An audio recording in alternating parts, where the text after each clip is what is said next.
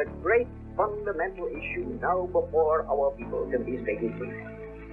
It is, are the American people fit to govern themselves, to rule themselves, to control themselves?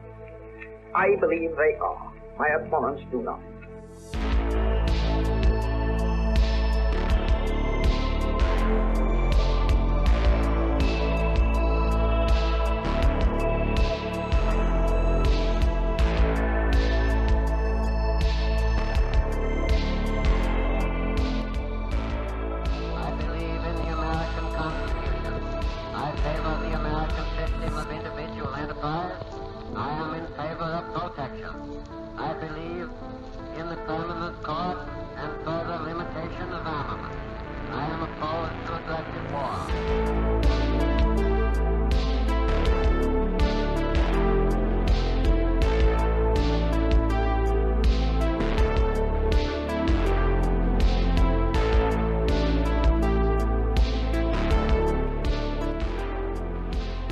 In the councils of government, we must guard against the acquisition of unwarranted influence, whether sought or unsought, by the military-industrial complex.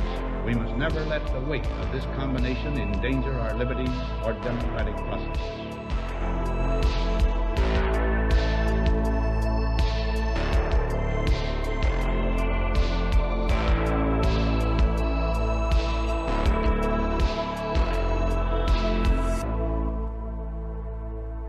Whether we shape the future in the image of our hopes is ours to determine by our actions and our choices. If we succeed, generations to come will say of us now living that we mastered our moment.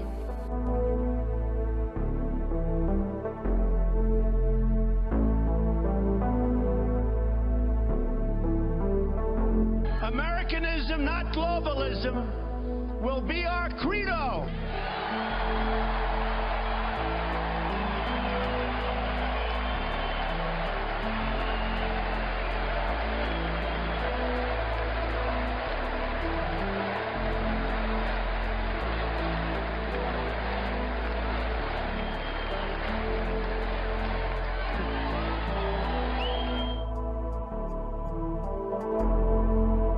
Looking for a new prescription for red pills?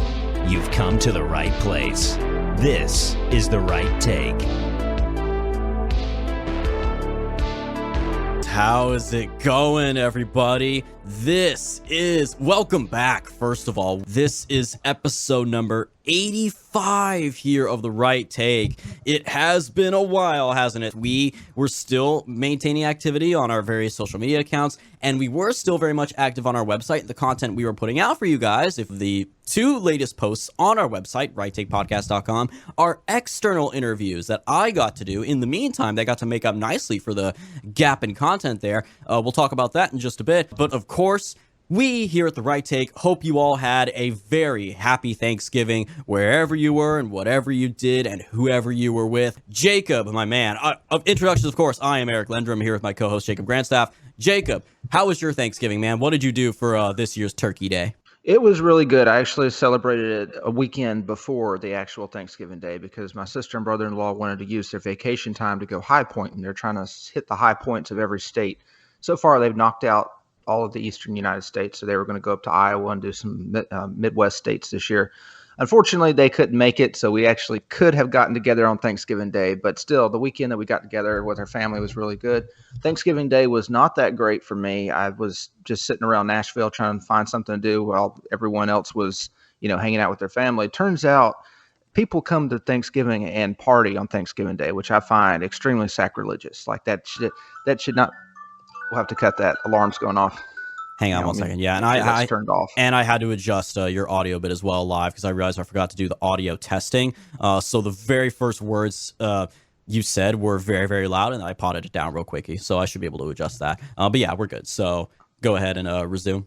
Yeah, I was expecting to be a complete ghost town on Broadway, but it wasn't. Like you had just tourists galore. People were coming in, and there was this restaurant called Puckett's that was given a $40 Thanksgiving feast. I thought that's a pretty good deal. It gave me the absolute worst food poisoning I've ever had in my life. Like it wasn't nausea, but it was like my heart started racing. I ended up getting a fever. So not a great ending to Thanksgiving Day, but the weekend before that was great.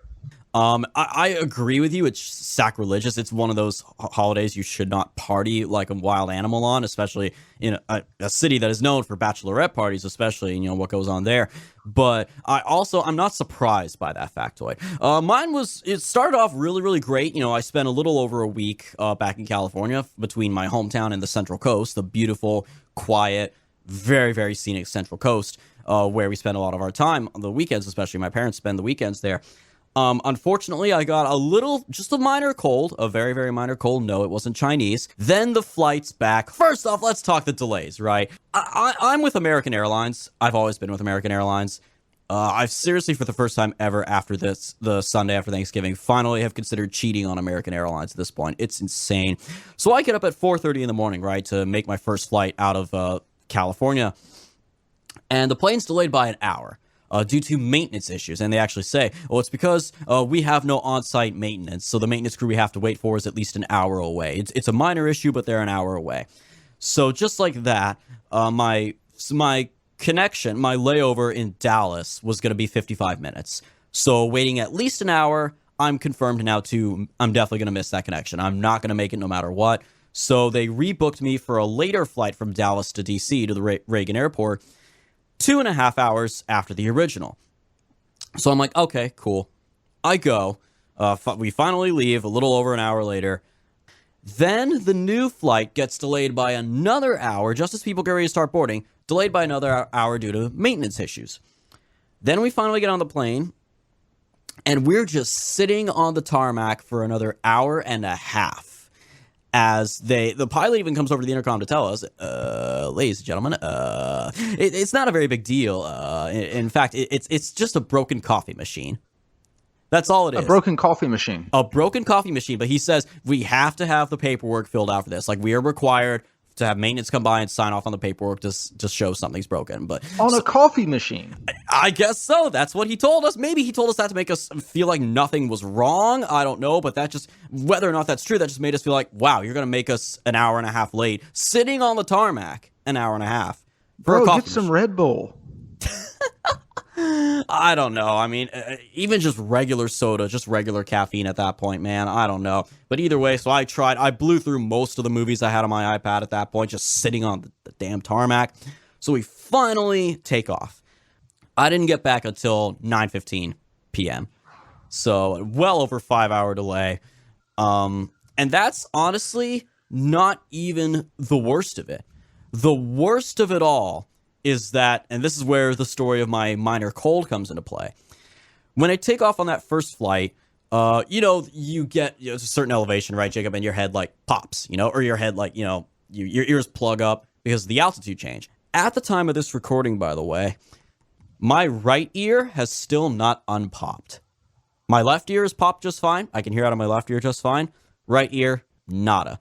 So believe me, I tried everything in the book. Chewing a lot, moving your jaw a lot, plugging your nose and blowing, everything, yawning a lot.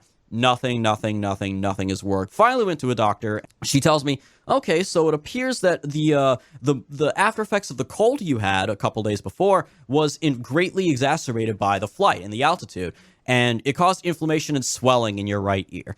So she put me on nasal spray and Sudafed, basic anti-allergy stuff. And I also have to take painkillers for the headaches every now and then. So if I sound a little lower energy than usual this episode, I swear it's not just the hiatus. That is why. But that is still ongoing, and that is without doubt the worst flying experience I have ever had in my life. It seems to me like the airlines have been getting a lot worse, just from what other people told me and what you read in the news since the pandemic. It's almost as if, they got bailouts from the government during the pandemic. They didn't really have to work for their money the way they did beforehand.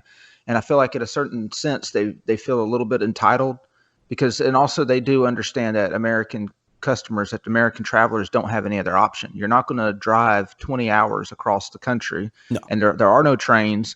There are no buses worth riding on. I mean, I guess you could ride a Greyhound for a week. You want to sit with a bunch of homeless people for a week on a Greyhound to travel from D.C. to California. Yes, so they understand that they've got you locked in. You don't really have any other options. So when all of the airlines are terrible, then they can understand they can, skimp on service. But yeah, delaying the flight for a coffee maker because they got to fill out paperwork to make sure that the coffee maker is in good shape. That's just ridiculous. But yeah, anyway, so moving along from our Thanksgiving holidays, we did want to we thought about trying to rush an episode before Thanksgiving to cover the midterms because we knew it would be a little bit delayed. It's not the Georgia runoff has not yet happened. It's close enough so we can talk a little bit about that.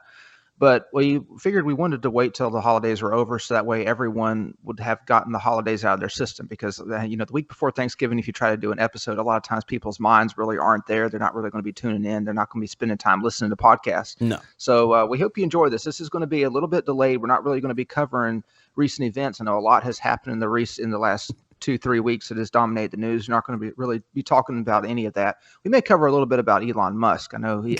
By the way, we have our Twitter back. We have created a Twitter account. Yes. How could I forget, of course, that the happiest news I got on Thanksgiving, it was so surreal. I was keeping an eye on that poll that Elon Musk did, the first ever such mass poll he did. He's kind of started leading Twitter in this very democratic way.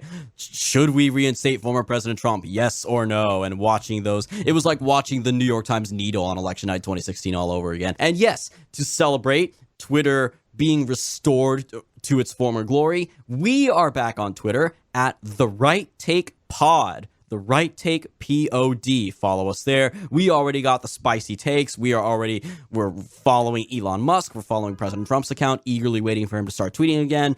And it's going to be great. Twitter is back to being the wild west of the internet that it was in 2015, 2016. And again, we will talk about... Go ahead. Oh, sorry to cut in. I was just going to say what really convinced me that Elon was actually going to open up Twitter to most people is whenever there's a former alt-right figure that I follow on Telegram, and he posted that he had gotten his Twitter restored. So I thought, okay, well, hey, if Elon's going to restore his Twitter, because he ran an organization that was explicitly pro-white back in the day, like 2015, 2016. So I figured if Elon's going to restore his Twitter account, then I think it's safe to say that we can get away with being a little bit edgy within the bounds of, the acceptable electoral right and get away with it. Yes, and believe me, there is a lot to talk about with Elon and Twitter. We will, and other events involving a certain rapper who is just really intent on proving that no one can do bad optics better than he. We will be talking about these and other events in coming weeks.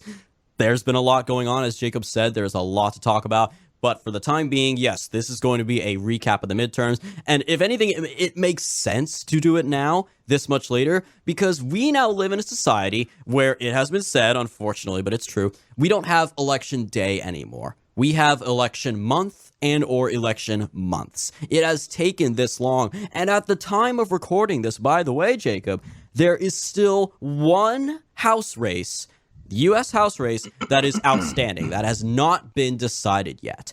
And we will, of course, talk about which one that is and more. But we finally now have the general picture of what happened in the 2022 midterms. So before we dive into looking at the Senate races, the House races, I'm looking at a map. It's a CNN Politics map of the United States. It's showing the red and the blue where people voted red, where they voted blue. And the map, it looks pretty much the same every election. And it's usually a very small number of House races that are being fought over, very small number of states that are being fought over in the Senate races and also in the Electoral College. But and everyone's seen this map. They know what I'm talking about. So I'll just talk about where you see the Democratic strongholds, where you see the Republican strongholds, and how that pertains to American political culture. So obviously in New England is solidly blue, and that stretches down into southeast New York, into northern New Jersey, eastern Pennsylvania, into Maryland, and into northern Virginia. Now, if you notice on a map, North Carolina has become more and more blue over the past 20 years, as has Virginia, which started really back in the early 2000s. Virginia it didn't just trend blue, it just went blue, solidly blue 15 years ago. And the reason for this is because the Northeast has been encroaching down that Atlantic seaboard because of Washington, D.C. As Washington, D.C. grew, as government jobs grew, you had the military-industrial complex that exploded under Ronald Reagan, exploded under George Bush Jr. with the war on terrorism. And in fact, it's interesting, it's during Republican presidencies that Virginia turns more blue, because what you have is a bunch of college-educated bureaucrats and people who work in the defense industry who have been brainwashed in college in the liberal arts. They move to the Virginia suburbs to work in the defense industry, and they vote Democrat. So as a result, that's why Arlington County, which was traditionally Republican, went Democrat in 1984. If you look at 1980, Ronald Reagan won Arlington County in 1980. Ronald Reagan did better nationally in 1984 than he did in 1980, but Arlington County went blue in 1984. And it's because, obviously, you had a bunch of defense industry people moving into Arlington County, and then that just spread out throughout Virginia. If you look, keep going down, you got a blue blob in Virginia and North Carolina on the border. That has traditionally been Democrat because that's a large black area.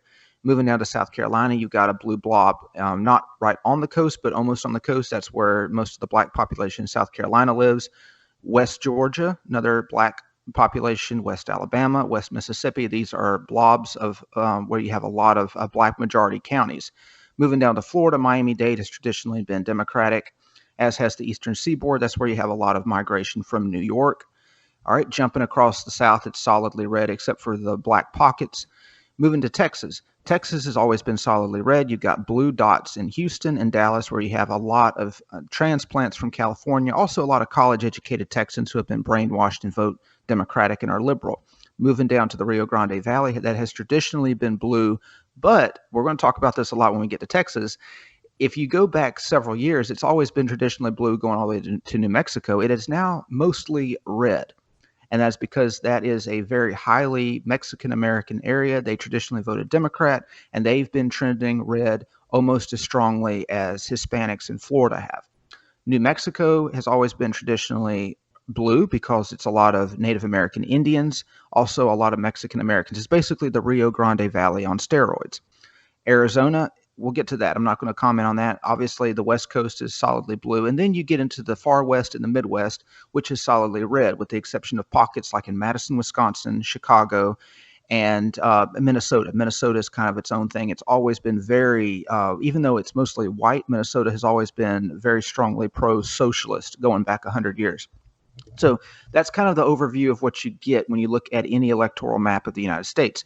And if an area in the country turns from red to blue, it's usually because of in-country migration. You've got coastal elites who are moving to a red area. If an area like Florida turns more red, it's not because the local population has been convinced that they need to become conservative. It's because you have conservatives moving into the country. And this is what you kind of have to discuss when you're talking about political science in the United States. It's very rare for adults in America to change their minds. Once in a generation, you'll get a candidate like Barack Obama or Donald Trump who will actually convince large swaths of the population to change their minds on politics and switch from red to blue or blue to red. That's very, very rare. Most of the time, people are going to vote the same way when they're 70 as they did when they were 20. This idea that, well, you're a socialist when you're 20, but you're a conservative when you're 50, that's nonsense. That's basically a baby boomer mentality that existed in the 60s. You had a bunch of liberal anti-war socialists in the 60s who became Reaganite Republicans in the 80s. That's a once-in-a-generation thing. It doesn't happen today. So what we're going to be talking about mainly as we look at why Republicans failed to produce a red wave is the fact that despite the feeling in the country, especially in the heartland of the country, that things are going south, that things are going to pot, that Joe Biden is going to get killed in a landslide, his party is going to get crushed, that is not the feeling among huge swaths of the Democratic voting population. For them, things are going great. And just because prices are a little bit higher than they were 2 years ago is not a reason to go to the polls and empower a fascist party that is going to take women's rights to abortion away from them. And this is the thing that the right needs to understand. Just because gas prices are high, just because inflation is high, does not mean you can sit back and let the other side, watch the other side self-destruct, because as we can see, that is not what happened. So, Eric, I'm going to turn it over to you, and you can start the recap of the Senate elections. So we're just going to go through these really quickly here. And I'm going to start, as I always do in my white pilling style, I'm going to start with the victories and just kind of go through them real quick before talking about of course, the handful of losses, which ultimately did decide control of the Senate.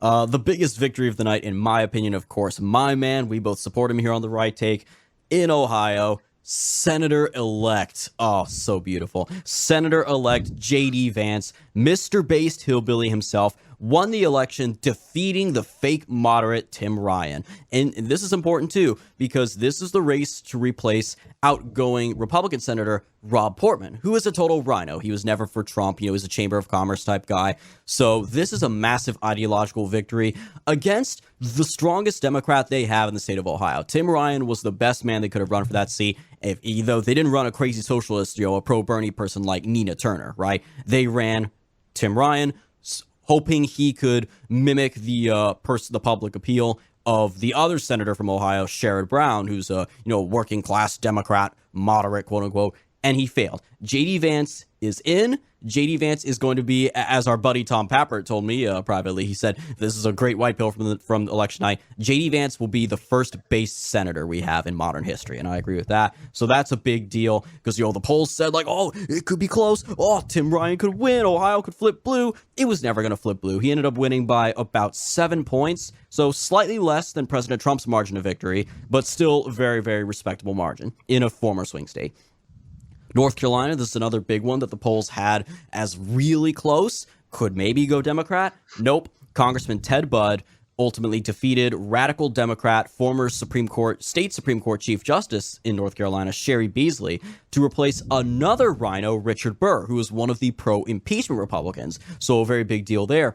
And this is one of the earliest examples, actually, in the primaries of someone who was literally carried over the finish line by President Trump. When President Trump first came out to issue his endorsement for Budd, former Governor Pat McCrory was the clear frontrunner for the nomination. And he continued to lead the polls for the nomination for weeks after that by double digits before the tide slowly turned in favor of Budd. So further proof that Trump-endorsed candidates can absolutely win comeback victories in a primary and a general. Florida, no surprise here. Little Marco, water sipping, little Marco Rubio. He effortlessly destroyed radical defund the police Congresswoman Val Demings, black woman from Florida, one of the small handful of black women in Congress. I do want to say that's something I admire about the Democratic Party is when they're in a race that they know they're going to lose, they don't try to nominate moderates. They go to the wall and they make sure they get the most radical leftist possible to make sure that their people have a clear choice on the ballot. Exactly. But again, this was a landslide victory. I think Rubio won by about 17 points, on par with another statewide Republican victory in Florida we'll come back to. But yeah, Val Demings, again, one of the very few black women in Congress. So she actually had also been on the shortlist for Biden's VP in 2020. So another massive, she was seen as a rising star. And yet this is another massive defeat for someone that the Democrats invested a little too much future stock in. So that's good news. Wisconsin, big victory here. Ron Johnson, really a true dark horse MAGA senator, in my humble opinion, defeated the radical Lieutenant Governor Mandela Barnes for re-election to a third term. This was another guy who, kind of like Fetterman in Pennsylvania, he was not the original establishment favorite to be the Democrat nominee, but he ultimately did manage to win that nomination. And he's a hardcore radical. A lot of his racist statements about white people that he posted on Twitter many years ago resurfaced over the course of the campaign. And this was a very, very important victory to keep that Republican seat and to keep a radical leftist like this guy out of office. Missouri, no surprise here, but still a good victory. Eric Schmidt defeated Trudy Bush Valentine, of that Bush family fortune, the beer. And this is a big deal, actually. Not even sworn in yet. He has already declared, now Senator-elect Schmidt has already declared that he would not support Mitch McConnell for Senate Majority Leader if Republicans ever took a majority back. So that's a big deal. I did not expect a fighter like that to be elected so quickly. Iowa, Chuck Grassley. I've got a bit of a soft spot for this guy. He defeated Democrat Michael Franken, and now on par to set some records here. He's 89 years old. He's been in office since 1981. He's now on track to, assuming he serves the full 6 years here, he will go from the 13th longest serving member of Congress in history to the 4th longest serving ever. He's setting records, and he realistically, all the time people praise, Mitch McConnell for judges. Realistically, more of that praise should go to Grassley than to McConnell. Grassley was the guy who really spearheaded that, defended Kavanaugh during all that. So Grassley, I think he's not like a hardcore America First ideologue, but he's more on our side than not, and certainly more reliable than someone like Mitch. And lastly, for the victories here, Utah, we talked about this with our friend Josh Heckathorn. Mike Lee, through absolutely no fault of his own whatsoever, managed to resoundingly defeat Evan McMuffin. So the idea, and again, we had predicted this. A couple of polls put out by McMuffin's campaign said, oh, he could win. Of course, they're polls by his campaign. They're going to say that. So that stayed nicely red. Mike Lee will remain the senior senator from Utah over Mitt Romney. And hopefully McMuffin is another one of these losers who keeps getting built up by the media, who has finally got the hint and will step down from politics at this point. And now, of course, we have to turn, unfortunately, to the losses here. So let's go ahead and start with Pennsylvania. I mean, there's just no words here, man. A literal brain-dead retard has just been elected to the U.S. Senate from Pennsylvania. By logical transition, you would think that, I guess that technically means Dr. Oz is an even worse candidate than Fetterman, because Dr. Oz lost him. So does that now make Dr. Oz one of the worst candidates in modern history? Well, this is what I had said all along. We had plenty of disagreements. You disagreed more on a political, philosophical standpoint, though. You did not, like you said, of course, back as host of his TV show, you supported transgenderism, blah, blah, blah. Your disagreements were more ideological, if I'm right. Is that correct? It was both, because it also, as a candidate, he came off as an out-of-touch elitist, and he's from New Jersey. So as a candidate, he doesn't even have the personal charisma that's able to inspire people who don't necessarily agree with him ideologically to show up and vote for him. That is a good point. Again, I thought he had been running a solid campaign as an attack campaign. I thought he was doing very good attacking Fetterman. He single-handedly brought the issue of Fetterman's health to the foreground and made it that much more prominent, certainly with that debate, that hilariously bad debate performance. But apparently that wasn't enough because, again, the reports... You got to remember, think about it from the voter's perspective. If you're a voter, do you really care if Fetterman is brain dead? All he needs to do is vote however Chuck Schumer wants him to vote. Yeah. So even if he's brain dead, you can have a brain dead senator who's just going to vote however Schumer tells him to vote, and then you're happy. So there's that, but could this also be a matter of voter fraud? We had talked about in a previous episode that Josh Shapiro, the now governor-elect of Pennsylvania, is the outgoing Secretary of State, and a clear conflict of interest there, just like we saw with Katie Hobbs in Arizona. We'll come to that as well. He openly boasted about using the power of his office to secure Pennsylvania for Biden in 2020. So could there have been voter fraud that ultimately flipped Pennsylvania from Oz to Fetterman? That's a possibility. But I just want to. What was the point? What was the point difference between it? Wasn't it like a 4-point margin? It was very close. It was ultimately. Oh wait, what the? Wow. Okay.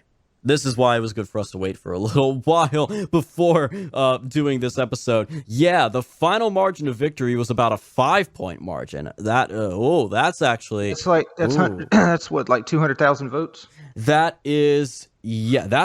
almost, over 200,000 votes, yeah. Yeah, that's not even in the realm of electoral fraud possibility. Wow, that does suck. Yeah, for the longest time, it was a much narrower margin than that. But again, 30 days later, as the votes keep rolling in, I don't know. But yeah, that's... Well, and the thing you got to remember is Pennsylvania is a highly early voting state. In 2020, this is the thing that people were noticing, is that in Florida, the early voting, Democrats were ahead, but it was kind of close. In Pennsylvania, it was just completely... They were just blowing Republicans away. It was like a 5-1 margin. So Pennsylvania does vote.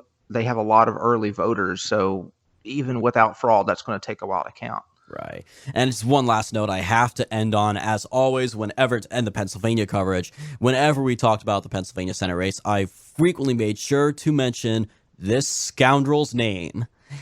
Thanks for nothing, Sean Parnell. Thanks for nothing. Had you not done what you did, had you not left a complete electoral wasteland in your wake when you withdrew from this race, we wouldn't be having this issue right now. Had he been the nominee, even with the BS allegations against him, I still think he would have been the strongest possible candidate. He probably would have beaten Fetterman by a narrow margin, or maybe had slightly stolen from him, but he would have been a stronger candidate. We wouldn't have been having this issue. We would not have had to choose between Dr. Oz and a China-backed hedge fund manager who virtue signaled against Trump right after January 6th. We would not have had to deal with any of that if Parnell had gotten his act together. That is the man I still blame for this more than anything else, quite frankly, as we all should. Yeah, Parnell might have won.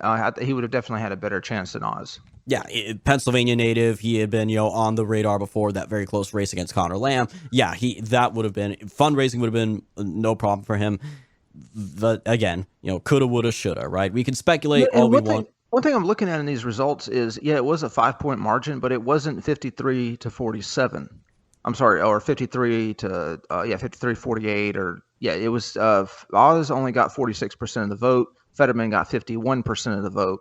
So my question is, where did the other 3% go? I'm assuming it's third-party candidates, or but I mean, obviously, but I'm trying to look at who the third-party candidates were that sucked all those votes away. I'm not seeing it right now. I'm just seeing Oz and Fetterman. Oh, well, I'm going to the on the Wikipedia page. Yeah, there's the Libertarian nominee Eric Gerhardt, who got about 2.5% of the vote. So. Okay. So that explains it. So when you have a Libertarian candidate who sucks up more than 2% of the vote, what that's saying is that it wasn't necessarily that people wanted the Democrat. It's that a lot of Republicans decided to vote for a third-party candidate because they didn't like the Republican nominee. Oh boy, these libertarians too, and we'll talk more about the possible impact of third-party candidates when that comes up, because there were a handful of races where that may have been the issue. Nevada, the Senate race there. Oh, this one just frustrated the hell out of me watching this one, man. From election day, for like a week after election day, Adam Laxalt had a very strong lead. He was clearly in the lead. He was leading by a decent margin. All the polls had him winning ultimately, but then again, as the days rolled on, a little over a week after the election, suddenly more votes just keep gradually trickling in. And this was such garbage. He was leading by like 4 points, even almost 5 points. Media wouldn't call it. Then the moment I watched it happen, the moment that the Democrat, Cortez Masto, took the lead, like a little over a week after Election Day, she took like a 0.001% lead. Boom, it's over. Every single mainstream media outlet called it. They called it, oh, Democrat wins. Democrats ahead. She wins. It's over. I'm like, how is this not blatant fraud at this point? How is it not blatant fraud? How is it not blatant collusion with the mainstream media to just call these races the moment a Democrat is winning? Democrat wins. Democrats lead. Boom, it's a victory. Republican leads. Wait to see. We got to wait and see what's happening. So typically that's because they just add up the votes that are remaining in the counties that are remaining and just do the math on whether or not the candidate could catch up. I didn't think that Masto was going to catch Laxalt, but it was pretty obvious that it was going to come down to the wire. But the issue, I think the remaining votes were in, what is Las Vegas county? It's the biggest county. That's Clark County. Clark County, yeah. Clark County was where most of the remaining votes were, and but yeah, I knew it was going to come down to the wire. But that's the reason why they would have called it as soon as Masto took the lead, because the only votes remaining were in Clark County, and at that point, Laxalt couldn't catch up because Clark went like 5 to 6 points Democrat. That's a shame too, because he really was a solid guy. He was a pro-Trump guy. He was an America First guy. Anti-McConnell. He would have been solid in the Senate had he gotten in, man. So that's devastating. And then I think that was the closest race in the Senate. I think it was, yes, yeah. And certainly last but not least, this one hurts, man. Arizona. This actually ended up being one of the bigger margins of defeat for any statewide candidate, Republican candidate in Arizona. Oh man, he was a solid Blake Masters, solid America First candidate. Pro-Trump, anti-Mitch McConnell. He was solid on immigration. He understood, family issues, protecting the American family. That this guy ends up losing to a clown like Mark Kelly by kind of like Oz, a 5-point margin.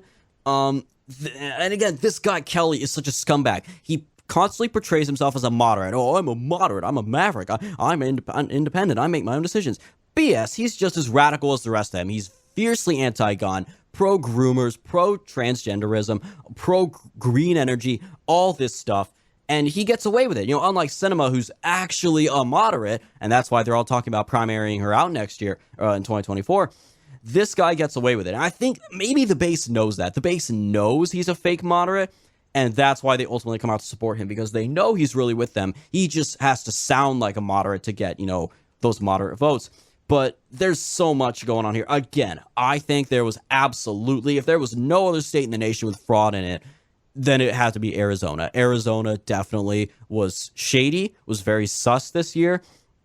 And there's multiple factors to look at here with Blake Masters. Certainly, as we previously did a whole episode on here on The Right Take, was this due to Mitch McConnell's self-sabotaging his own party?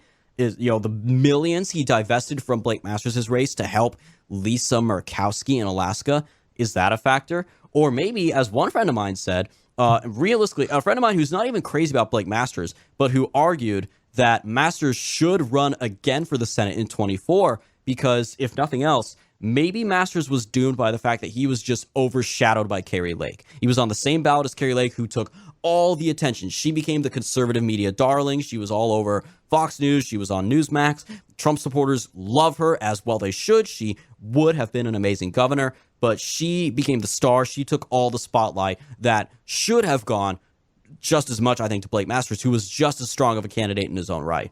Jacob, what say you about this? Yeah, I agree with all the above. The pulling the money from Masters, Mitch McConnell's pulling the money from him definitely hurt him. Now, he later tried to make nice with Mitch McConnell because he knew that without that money, he was not going to win, because like it or love it, like it or hate it, in America, politics is such a big business. There were like $17 billion spent on the midterms this year. When you got that kind of money, if you don't have it, you just can't win. It doesn't matter how good your message is. But in the end, it didn't matter. Now, there were some outside groups that came in and tried to make up for the funding, but they just couldn't compete with the kind of money that Mitch McConnell's Senate Leadership Fund, they just couldn't compete with the kind of money that was spent. And I'm going to talk about this a little bit later when I talk about the House races. But in the House races, as usual, Democrats outspend Republicans. In the Senate races, Republicans outspend Democrats. And the reason for that is you have all the big businesses, big corporations that are giving money to Republicans. They give it to the Senate funds. So that the lack of the money hurt big time. But also, you got to keep in mind that you just got just like in Pennsylvania, Kelly did not get over 52% of the vote. In Pennsylvania, Dead Brain did not get more than 52% of the vote. So this isn't an issue of voters just turning out and defeating the Republican in a landslide because they care about the Democrats so much. If you look at the finals here, Masters got 46.5, Oz got 46.2, 46.1. The rest of those votes went to the Libertarian candidate. And this is what's really interesting.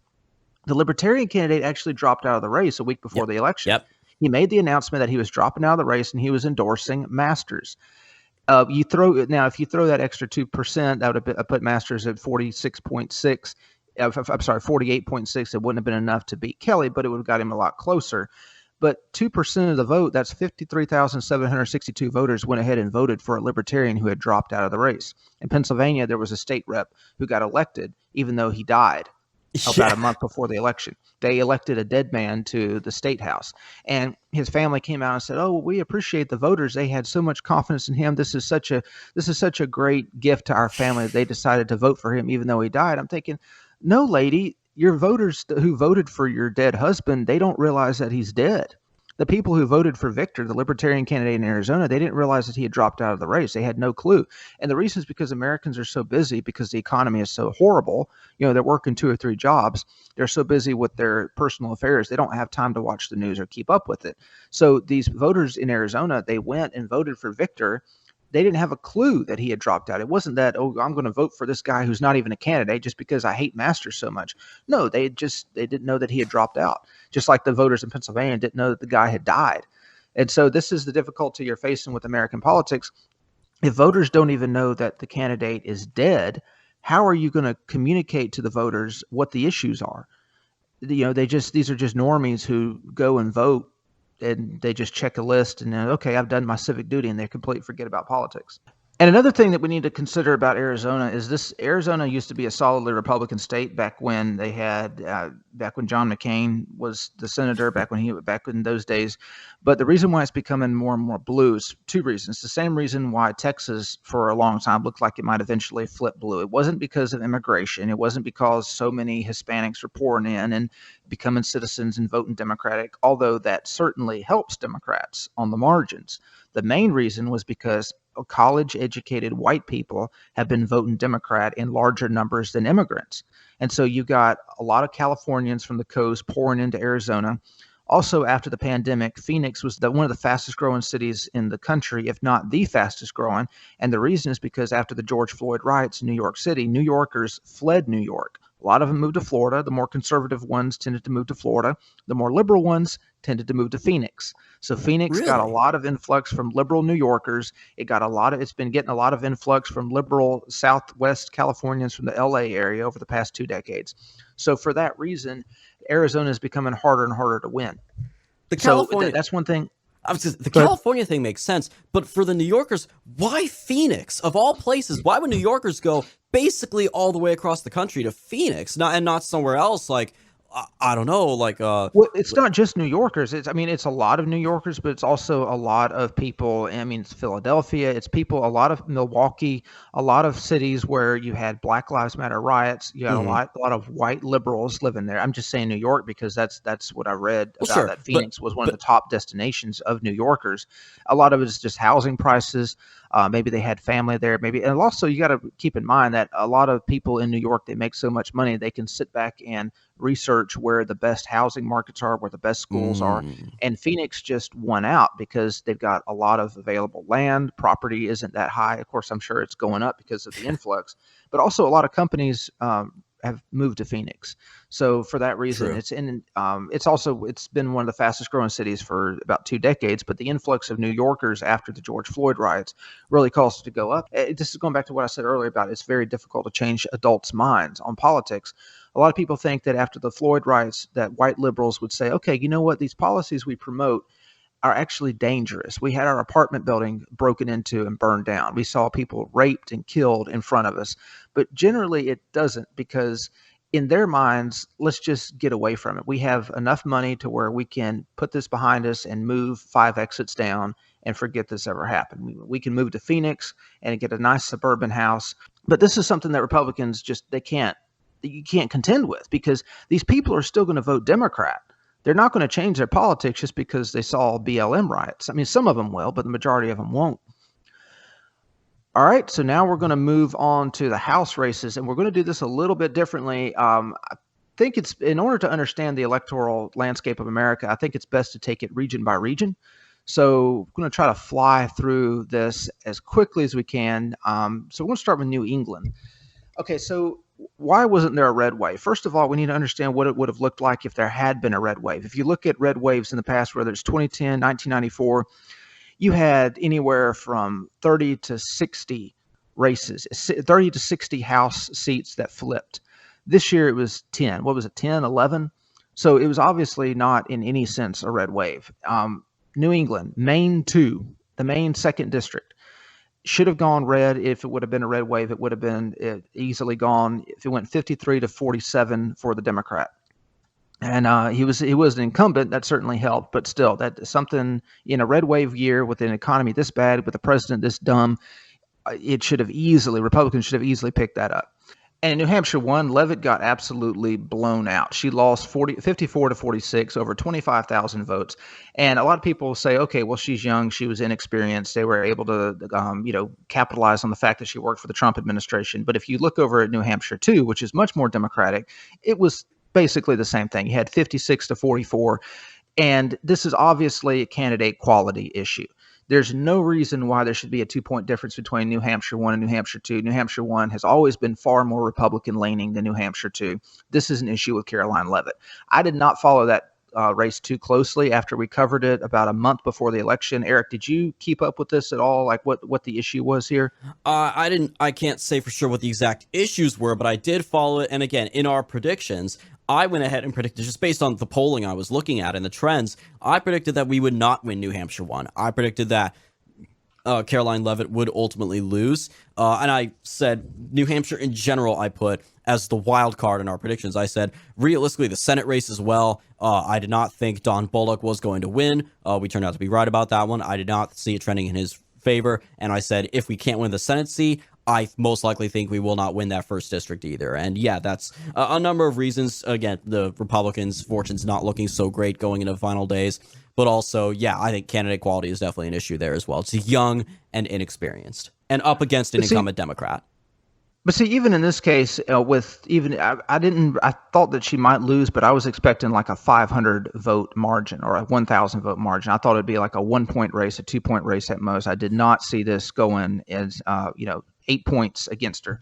But yeah, I think New Hampshire is kind of tough, like the rest of New England. It's interesting because you get up into New Hampshire, Vermont, Western Massachusetts, and you come across people that you would think would vote Republican. Like they're very independent minded. They generally don't like authority. They tend to be, a lot of them are blue collar workers, they're farmers, but they don't. They vote solidly Democrat. And one of the issues in New England is you have the centers of culture, which are like Amherst. You have Harvard. You have all of these top universities that churn out leftists, college educated leftists who dominate the cities. In the countryside, though, you really don't have any resistance because the economy is good enough to where people don't really feel that they're being oppressed by the college educated people or the woke whites in the cities. So they just kind of tend to do their own thing. Also, they get a lot of money from tourists from New York City and Boston. So culturally, they tend to be pulled in a leftist direction. Also, New Hampshire was John McCain country.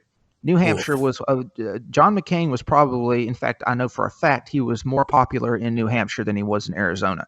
In Massachusetts, when John McCain died, I was working for Charlie Baker at the time. All these people out in rural Massachusetts, they were just mourning the death of John McCain. They loved John McCain. He was the one Republican maverick who would stand up to the corrupt corporate GOP. So in that kind of environment, it's very, very tough. New England in general is not a good fit for Trumpianism. It's just Trump Republicanism is just not a good fit at all for any demographic of New England. It's very difficult to compete in that area. New England as a whole, yeah, you're absolutely right. I mean, just look no further than the governors there. Look at the governor of New Hampshire, Chris Sununu, the governor of Vermont, Phil Scott, outgoing governors Charlie Baker, Massachusetts, Larry Hogan, Maryland. They're all extremely barely Republicans. They're moderates. They're socially liberal. You can get a Republican there every now and then, and that's fine, but they really are the personification of Republican in name only. That's why Trump did well in the Rust Belt. He did not flip New Hampshire. He won one district in Maine, but he never came close to flipping any of those New England seats. But it's different from the Republican in name only. When the rhino term came about during the Tea Party movement, it became about because you had the Tea Party, which was fiscally conservative, and the rhinos who were fiscally moderate. It's a little bit different dynamic in the sense that New England will vote for a libertarian. They're more a lot of the Democrats there are straight up libertarians.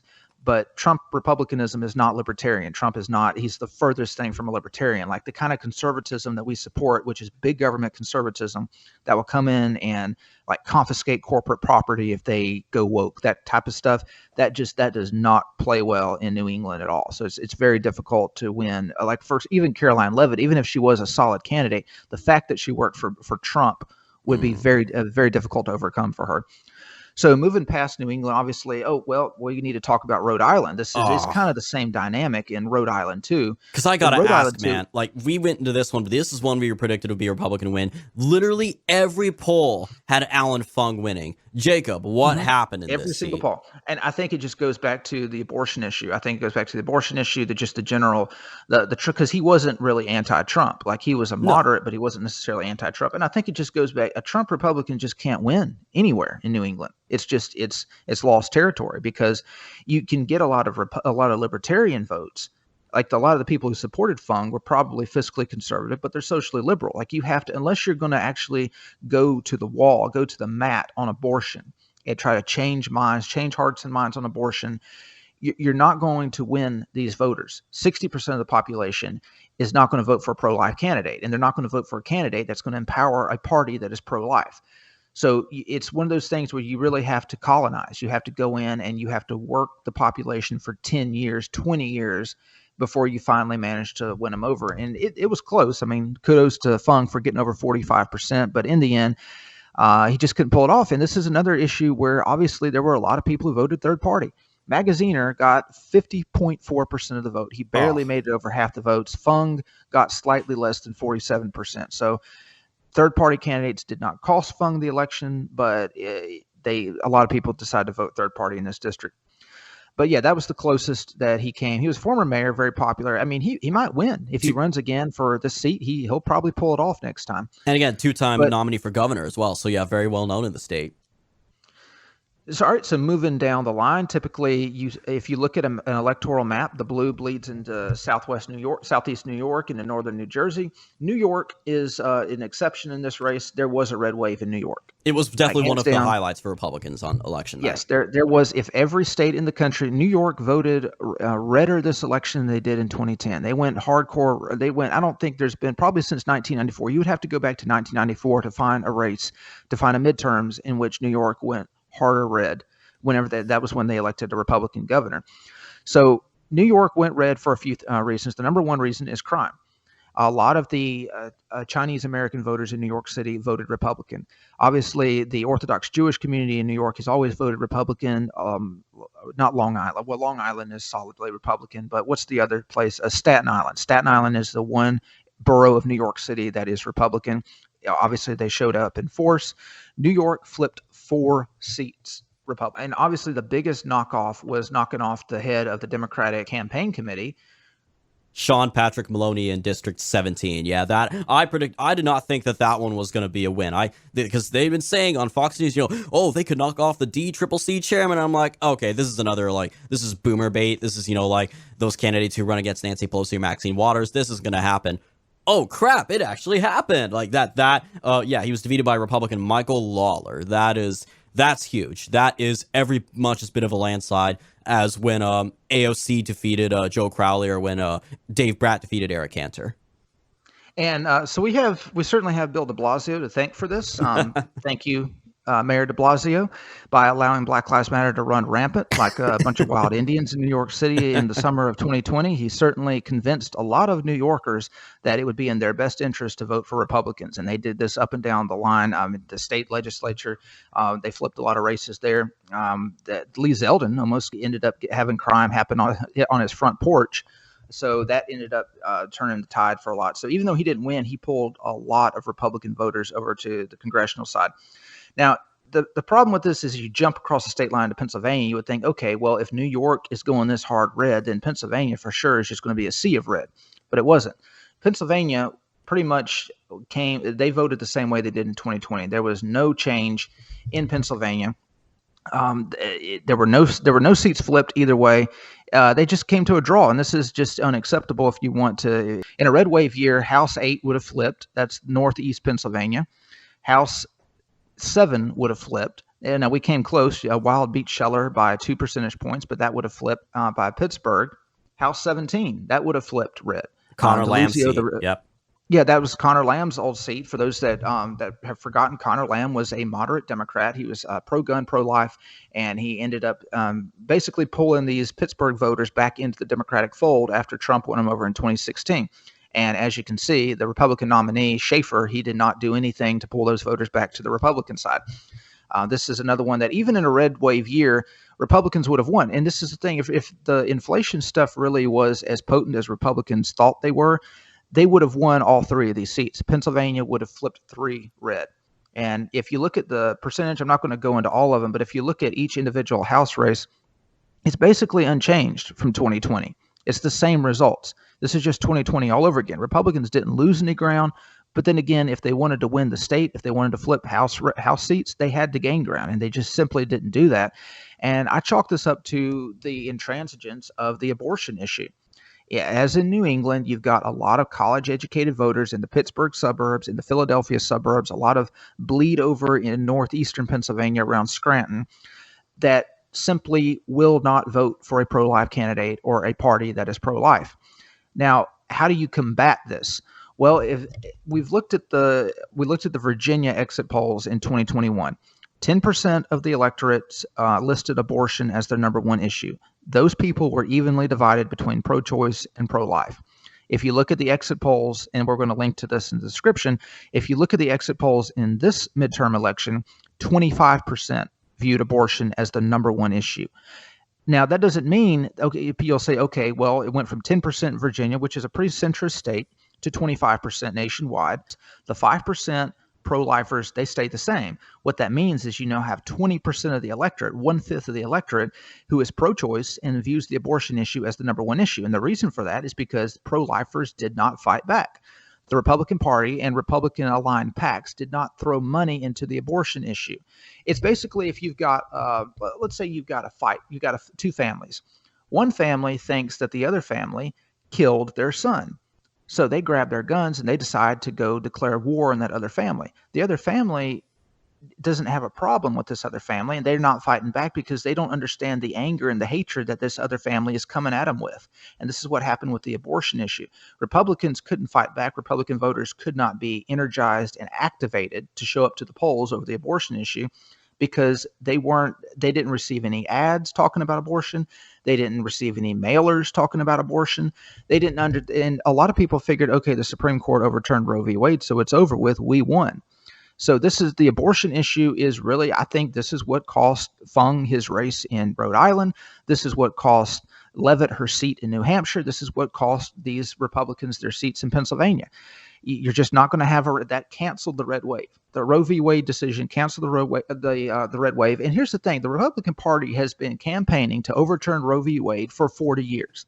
They've been harping on overturning Roe v. Wade for 40 years. That was one of the top issues why Trump was elected in 2016 to appoint people who were pro-life to the Supreme Court. This is why a lot of people who were on the fence for Trump in 2016 voted for him, specifically so Roe v. Wade would be overturned. So that he could fill the seat left behind by Scalia's passing, which the Garland nomination, all that single seat convinced a lot of, especially like evangelical conservatives, to vote for Trump in 16.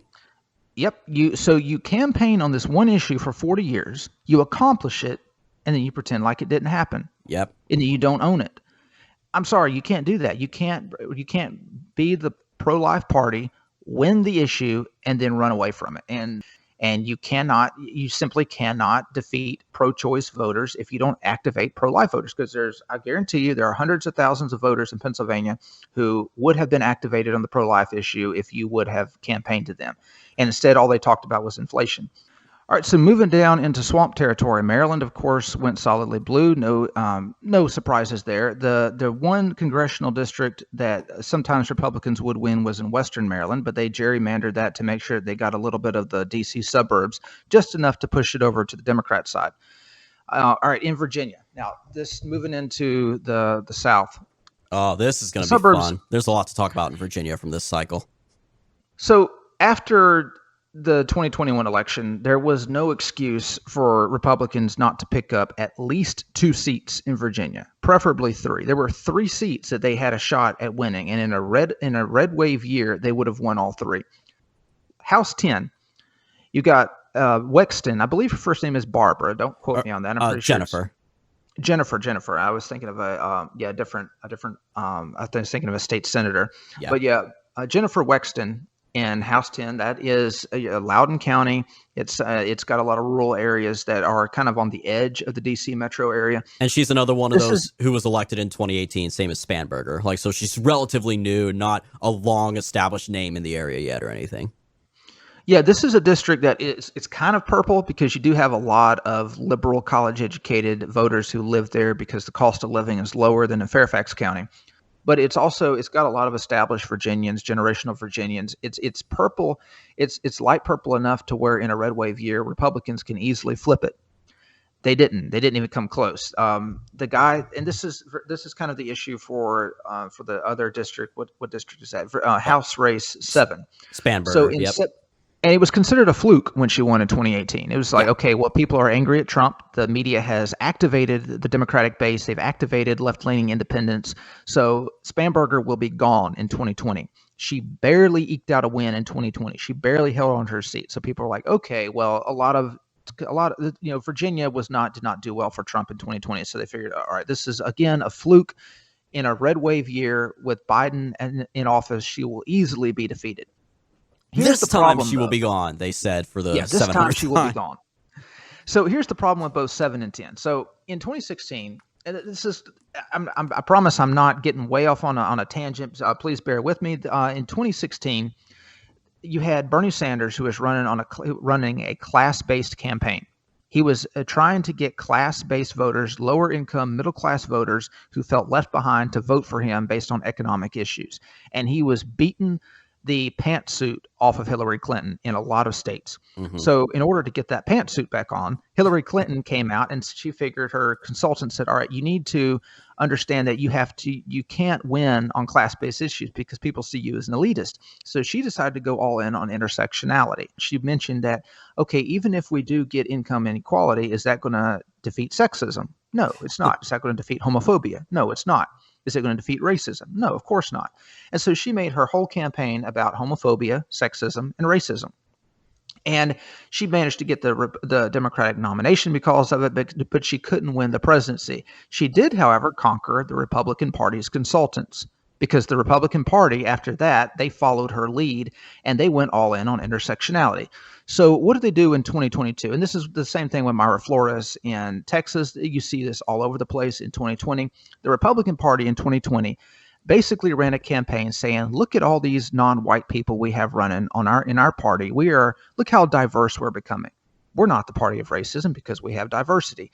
In House Race 7 and House Race 10, they decided to get diverse candidates. These are two of the widest districts in the country. You do have a large Salvadoran population in I believe it's the county right south of Alexandria. I don't remember. Prince William County. You have a huge Salvadoran population in Prince William County that should not be there. And I say that not in a joking manner. They literally should not be there. Many of them have overstayed their welcome because they were invited in the 90s when they had a civil war in El Salvador. They came as refugees. They were supposed to be here until the Civil War ended. The Civil War ended more than 25 years ago, and they're still here. And they keep having their cousins and their uncles and their aunts and their sisters and their brothers, and they all deal with their grandmas. They keep flooding Prince William County, taking up all the low-income jobs around the D.C. suburbs, and none of them should be here. They should have been deported 20 years ago.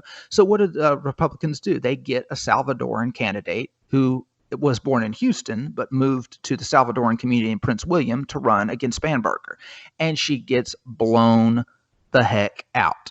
All right, what do they do in House Race 10? Wexton, another very vulnerable candidate who is a left-winger who doesn't even try to be moderate in a moderate district. They get a Vietnamese refugee to go against her, and she blows him out. So you have two white middle-aged women in suburban, mostly white districts, and they both win against the intersectional candidates that the Republicans choose. They're literally the embodiment of the suburban housewife, basically. Yes, they were literally the embodiment of the suburban housewife. And you know why they won? Because these college-educated working women who vote in high numbers, they relate to them better. I mean, if you're a suburban housewife in Loudoun County, who do you relate to better? You're not very political. You just want to vote for someone who's confident, who loves their country, who thinks they'll do a good job. So you're going to be drawn by the personality. Who are you going to identify more with? Wexton or Cow? Wexton, of course. It's the same way with Spanberger. Spanberger is, I believe she's a veteran. She is very articulate. She's a good politician. So if you're a suburban housewife down in Prince William County, do you identify more with her or this Salvadoran woman from Houston who can't even speak good English, even though she was born in this country? So obviously this is an issue. And if you look over at the one House race that we did win in Virginia, House Race 2, where Jen Kiggins beat Elaine Luria. Who was Jane Kiggins? Was she an immigrant? Was she a refugee? No, she was a middle-aged white lady who defeated a middle-aged white lady. You get three races. Republicans nominate a middle-aged white woman in one. They nominate a young Latina in the other, and they nominate a Vietnamese refugee man in the other. The two minorities lose. The middle-aged white lady wins. So I don't know. You think Republicans will learn their lesson? I don't think they will, because the consultants still think that they're going to get brownie points by electing minorities. All right, moving down to North Carolina. North Carolina is another state that has been trending blue that Republicans have simply been dropping the ball on. North Carolina is what Iowa and Florida were for the Democrats. So for years and years, Iowa voted blue. They were purple. They might go red once in a blue moon, but for the most part, they were blue. And Florida voted mostly blue. They would go red every now and then, especially in a race like 2000, in which Democrats were convinced that it was stolen from them. But for the most part, it stayed reliably purple.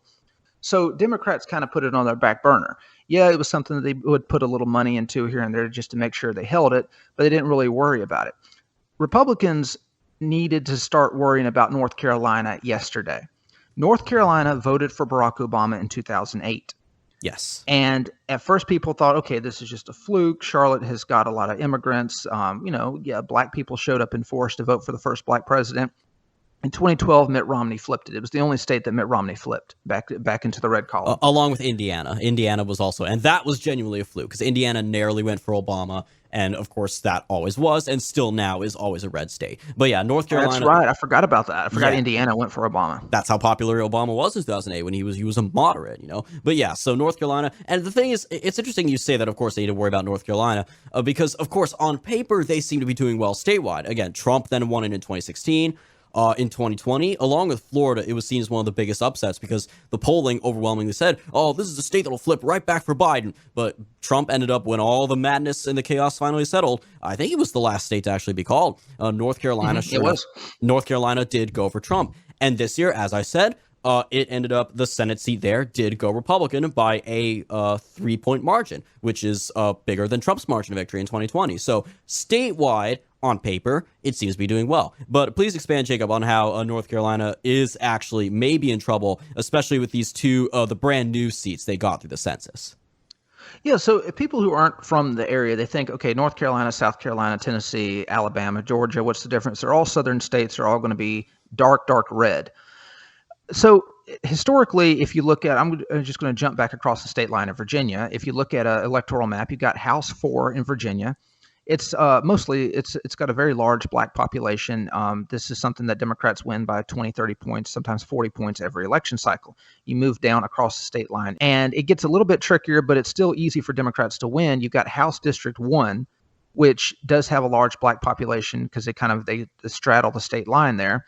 But it's also got a lot of coastal population where you've got a lot of white voters. This is a very purple district, a district that Republicans would win in a red wave year, but would lose in a year like 2018.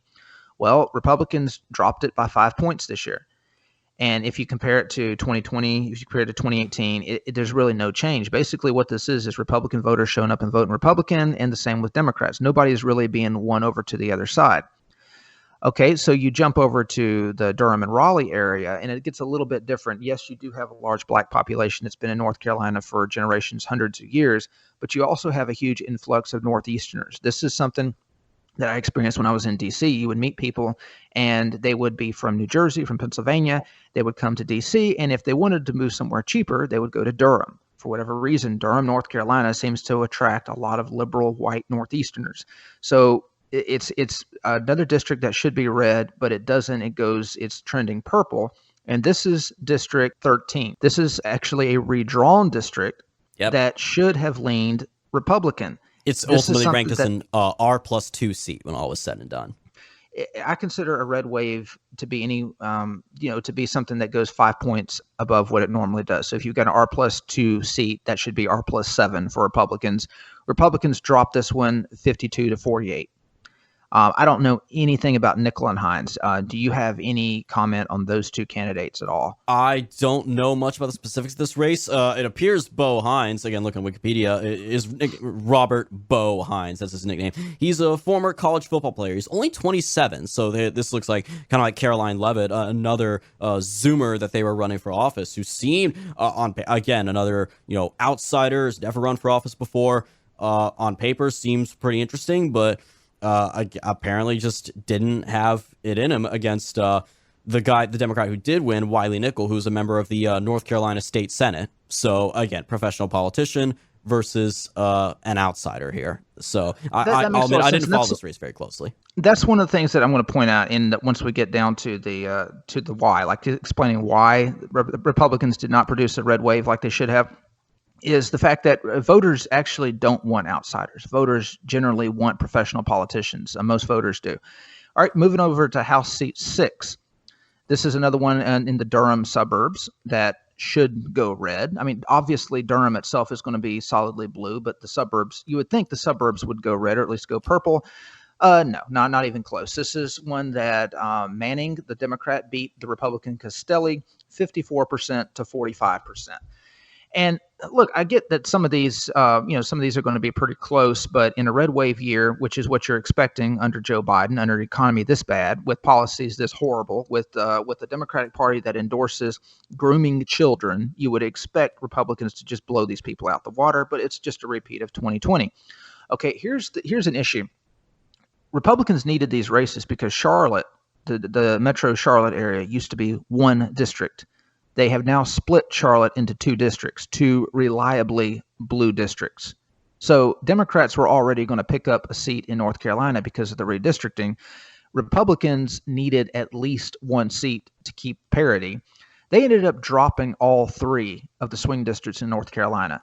In 2020, North Carolina's congressional delegation was 8 Republicans, 5 Democrats. They are now tied, 7 Democrats, 7 Republicans. That's just inexcusable. That's North Carolina is a red state. It's supposed to be a red state. You should not have a split congressional delegation. You should not be electing Democratic governors. The Senate races should not come down to the wire. And the presidential races should not be even in the polls and then have the Republican barely scrape by the skin of his teeth. And this goes back to demographic displacement. A lot of liberals are moving from the Northeast because they're trying to escape the liberal hellscapes of New York City, Philadelphia, and they're moving to the South, and they're voting Democrat. They're not changing their votes. It's also, you got the colleges that are just churning out Democratic voters every single year. Liberals moving from the cities to suburban areas in the South and red states, changing the demographics, which is what's going on in Georgia. In Georgia, Georgia voted just like they did in 2020. There was no red wave in Georgia. The only reason why Republicans picked up a seat was because the Republican legislature did its job and gerrymandered a seat back in their favor. So Democrats did lose a congressional district in the Atlanta metro area, only thanks to Republican gerrymandering. The same is true in Tennessee. Tennessee, as most of the rest of the Deep South, did vote more Republican than they usually do, like 4 or 5 points. And thanks to gerrymandering, Andy Ogles managed to win the district. Again, they gloriously split Nashville between 3 different districts, which then snake out in all directions to encompass more rural areas. So Nashville politically is gutted now. So now with that, Tennessee's congressional delegation is down to one lonely Democrat, and that's the very southwestern corner of the state where Memphis is, where the crazy chicken bucket man Steve Cohn represents that seat, and he is now the lone Democrat in Tennessee. So get more chicken for yourself, Stevie boy, because you're going to need it to drown away the sadness of being the only Democrat left in your state. Yeah, it's the one, because every state has to have a black majority district if they have a large black population. And I don't know what is he trying to say, putting Kentucky Fried Chicken on his desk when he represents the sole black district in Tennessee. I mean, what is he? Yeah, I wonder what kind of message is he trying to send?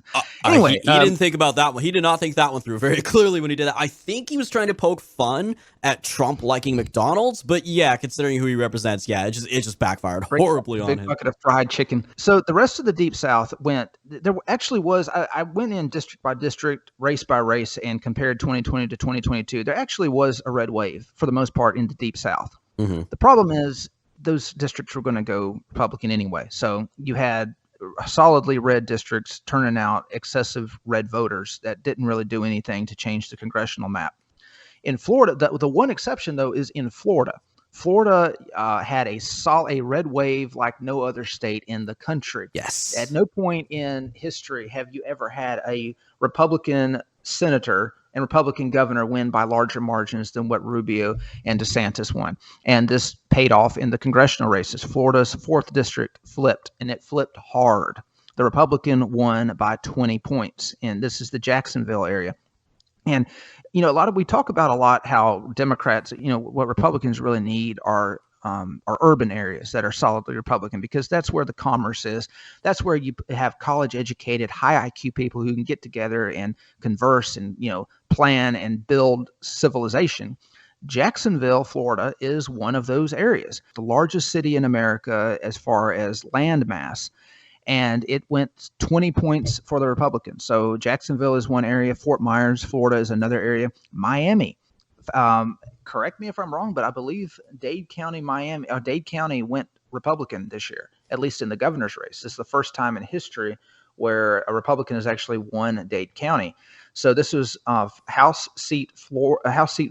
Another one was House seat 7. This was 17-point margin, for Corey Mills over Karen Green. And this is actually another interesting race to point out, because this seat was previously held by Democrat Stephanie Murphy, first elected in 16, who decided to retire this year.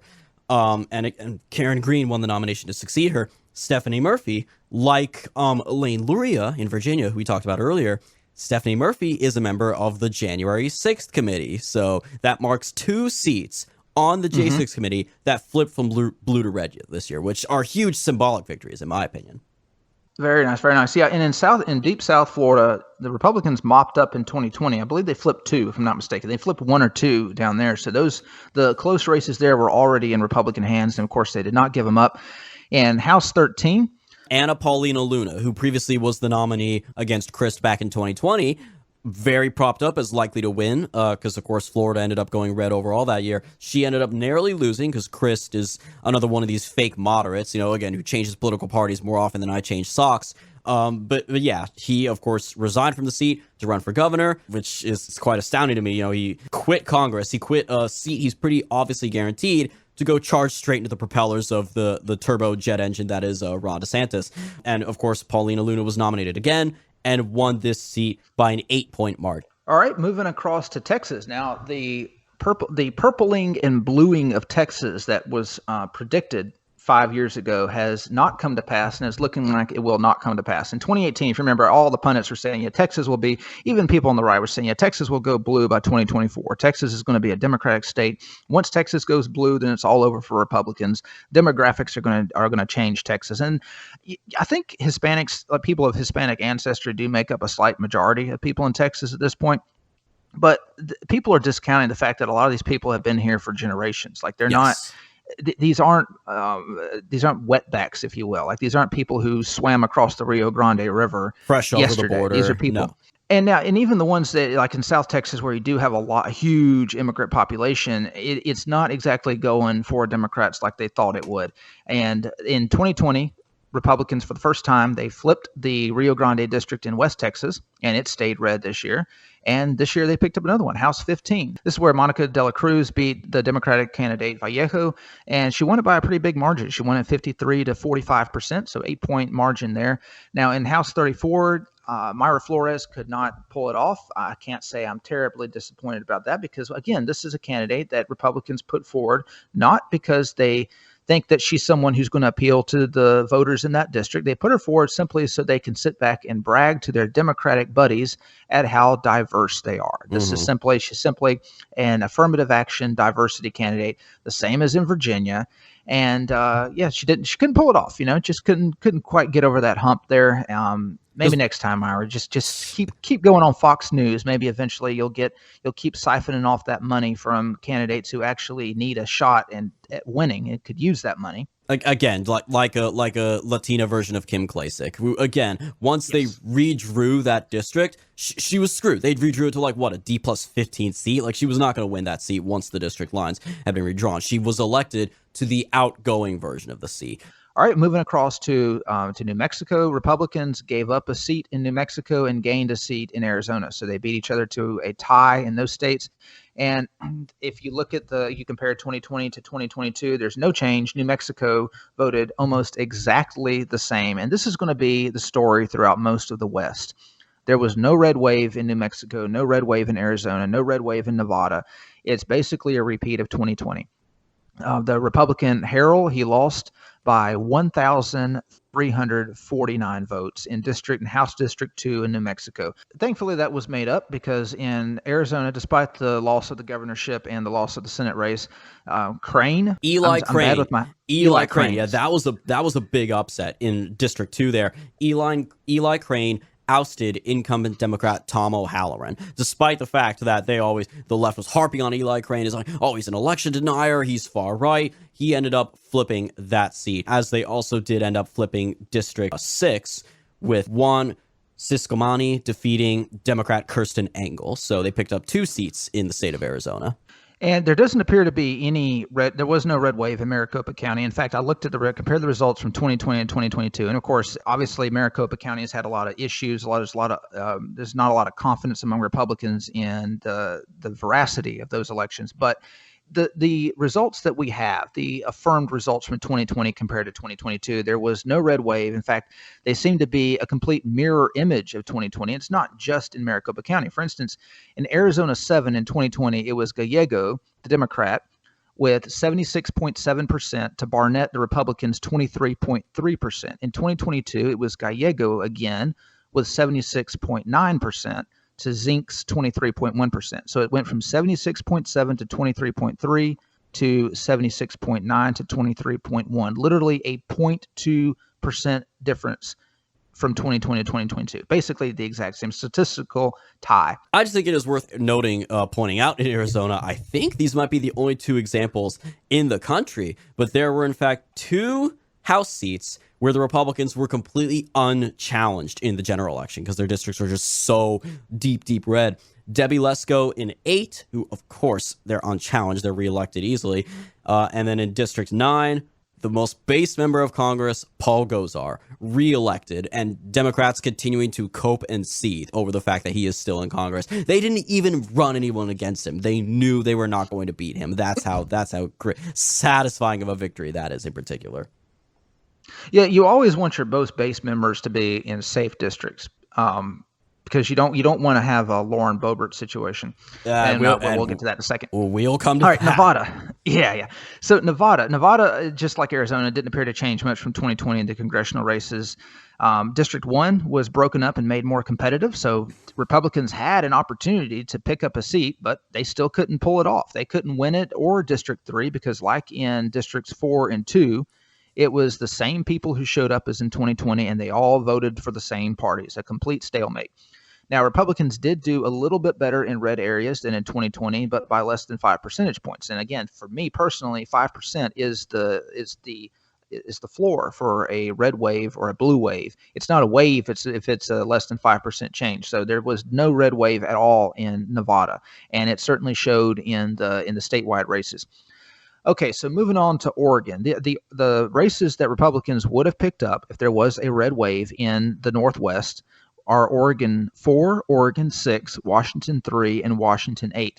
Now, in Oregon 4, Scarlato's actually did better in 2020 than he did this year. That was one that he would have easily picked up if there had been a red wave. In Oregon 6 was easily winnable, even with a red ripple. And there's really no excuse for Joe Kent dropping Washington 3. He canceled out. Yeah, so he canceled out by losing Washington 3. He canceled out Chavez DeRemer's pickup in Oregon 5. So we had an opportunity to pick up 3 seats in Oregon and 2 seats in Washington, and we dropped all 5 of them. We picked up 1 in Oregon, but Joe Kent's loss completely canceled that out. So we basically Democrats and Republicans basically just beat themselves to a stalemate in Oregon and Washington. Yeah, and I don't know what to say about Kent, man. I mean, he lost by less than 1%. It was really close. I don't know if I want to blame Joe Kent for this one, though. I think he ran a solid campaign. I chalked up, if nothing else, to salty rhino voters in that district. Because remember, he primaried out the incumbent Jamie Herrera Butler, who is one of the 10 pro-impeachment Republicans. And I'd argue even worse than that. She is, to me, 1 degree less awful than Cheney and Kinzinger. She basically...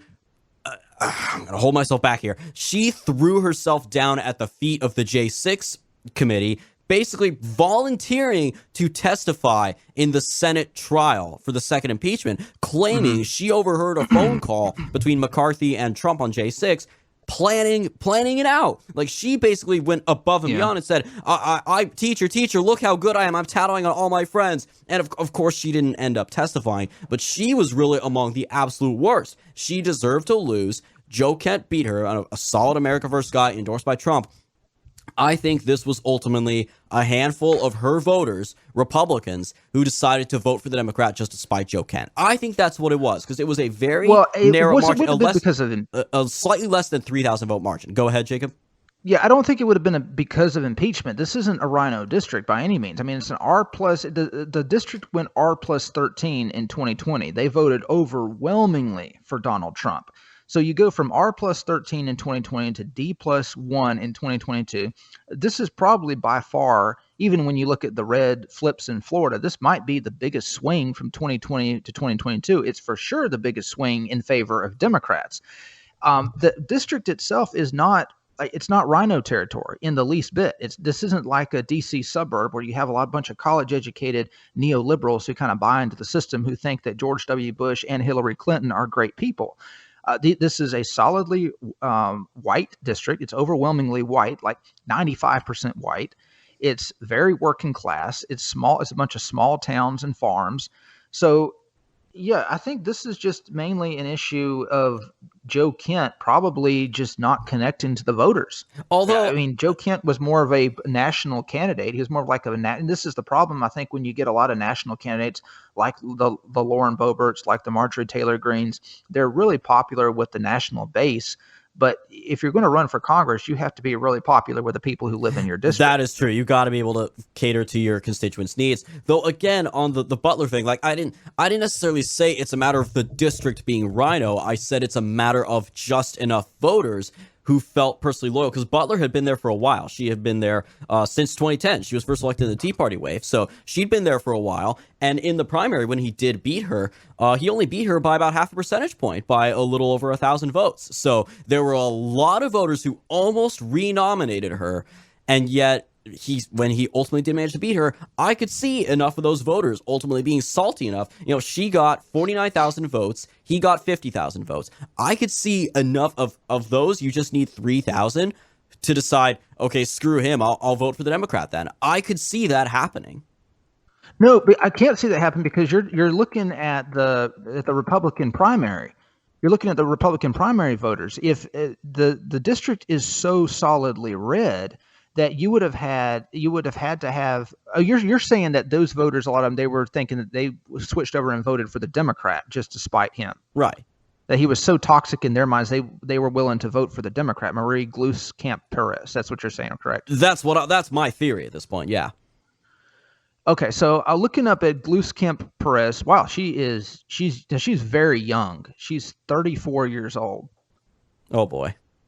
Yeah, this is I'm just doing a quick early life on her. She's fifth generation Washingtonian, born in 1988. Her father's from Mexico. She's a graduate of Reed College. Her husband owns an automobile repair shop in Portland. Not seeing any major issues that would have. So she supported Bernie Sanders and the Democratic. This could be an issue. So she supports abortion rights. She cited her personal experience of a miscarriage. Oh boy. Okay, so she made that the main tenet of her campaign. Okay, so here's just from looking at her Wikipedia page, this is the impression I'm getting. She made this about abortion because she had a miscarriage. And this is one of the things that Democrats are winning on the abortion issue on. They're saying that if Republicans win, they're going to put women in prison who had miscarriages. That if you have a woman who has a miscarriage, but see, the voter, it doesn't matter if the Republicans ignore the abortion issue, they're not telling voters that this is garbage. So you have a candidate who is a woman of childbearing age who brings up the issue that she once had a miscarriage, and she's telling voters, if you elect Joe Kent, then if Joe Kent were in office when I had my miscarriage, I could be put in prison and essentially possibly be given a life sentence in prison for having a miscarriage. And if the Republican Party doesn't even address those issues, if they simply say, well, but inflation, the voters can be like, okay, yeah, inflation is bad, but are you wanting to put women in prison for having miscarriages? And this is why Republicans can't run away from the abortion issue. They're not, they a lot of them think, okay, well, 2022 is over. People will forget about Roe v. Wade. But Roe v. Wade, the overturning of Roe v. Wade means Republicans are going to have to go to the mat on abortion every single election. Yep. And if they ignore abortion in years like 2022, when they should have had red waves, they're going to continue to get beat. They're going to continue to lose. So yeah, this was, I'll guarantee you, it was the abortion issue that's why Joe Kent lost. I didn't follow Joe Kent. I don't know how much he talked about abortion. What was his main? We actually discussed Joe Kent in depth when we had a friend from Michigan on. Yeah, Joe Enders, who does not like Joe Kent for a number of reasons. We had a very passionate debate about that, to say the least, which you moderated quite well, I think. Yeah, what was the main issue that Joe Kent ran on? What were his top issues? If we're talking specific policy issues, I can't quite say. I know he very much emphasized his personal story, which is, of course, he was former Green Beret, and that his wife, who also served, ended up being killed in a terrorist attack in Syria after the originally scheduled withdrawal date that President Trump had set, saying, we've done our job, ISIS is gone, we're pulling out of Syria now. But the Joint Chiefs and the military bureaucracy deliberately dragged their feet because, they love war, the military-industrial complex, and basically they disobeyed his orders. But had they followed his orders and withdrawn everybody by that date, his wife would still be alive. So he very much made his campaign an anti-deep state thing / pro-America first foreign policy. So I could already see, just saying that out loud, I can see how, foreign policy is not a great thing in any House race, because you're a member of Congress representing a small district in any given state. What That's impact more of a Senate campaign issue? Even on Senate, what impact are you going to have on foreign policy? Like, I'm sorry, it's a very emotional story, and it makes a great case for America First, drain the swamp. But for the House, you got to be more policy specific than that, especially in a rural district like that. But that's a tough loss that should not have happened. It's just ridiculous. Mm-hmm. Okay, so moving on to the others. If you look at if you look at Washington if you look at Washington State, if you look at the red districts, they moved redder by a tiny margin. If you look at the blue districts, they moved bluer by a tiny margin, which killed any chance of picking up District 8, which went from D+4 in 2020 to D+7 in 2022. All right, so moving on to the Midwest, Minnesota House 2, Illinois 17, Ohio 1, and Ohio 13 are the three districts in the Midwest that Republicans should have won. It was pretty much again, just like the far West, it was pretty much a stalemate with Republicans running 2 or 3 points ahead on average. This helped Republicans pick up Iowa 3 and Wisconsin 3 by the narrowest of margins. Illinois was gerrymandered pretty well in favor of Democrats, but as Illinois 17 shows, go ahead.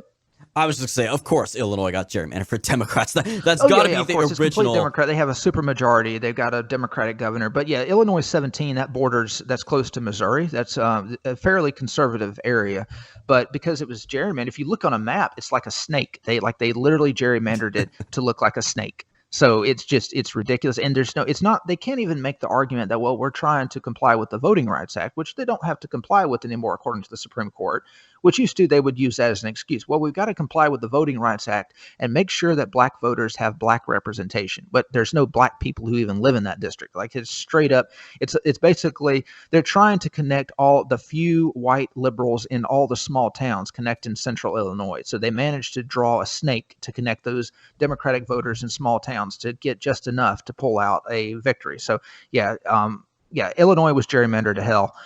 And in some areas, Republicans underperformed in 2020. And Wisconsin, the district that Kenosha is in, that district went from R+18 in 2020 to R+9 in 2022. So no red wave. If anything, it was a slight blue wave.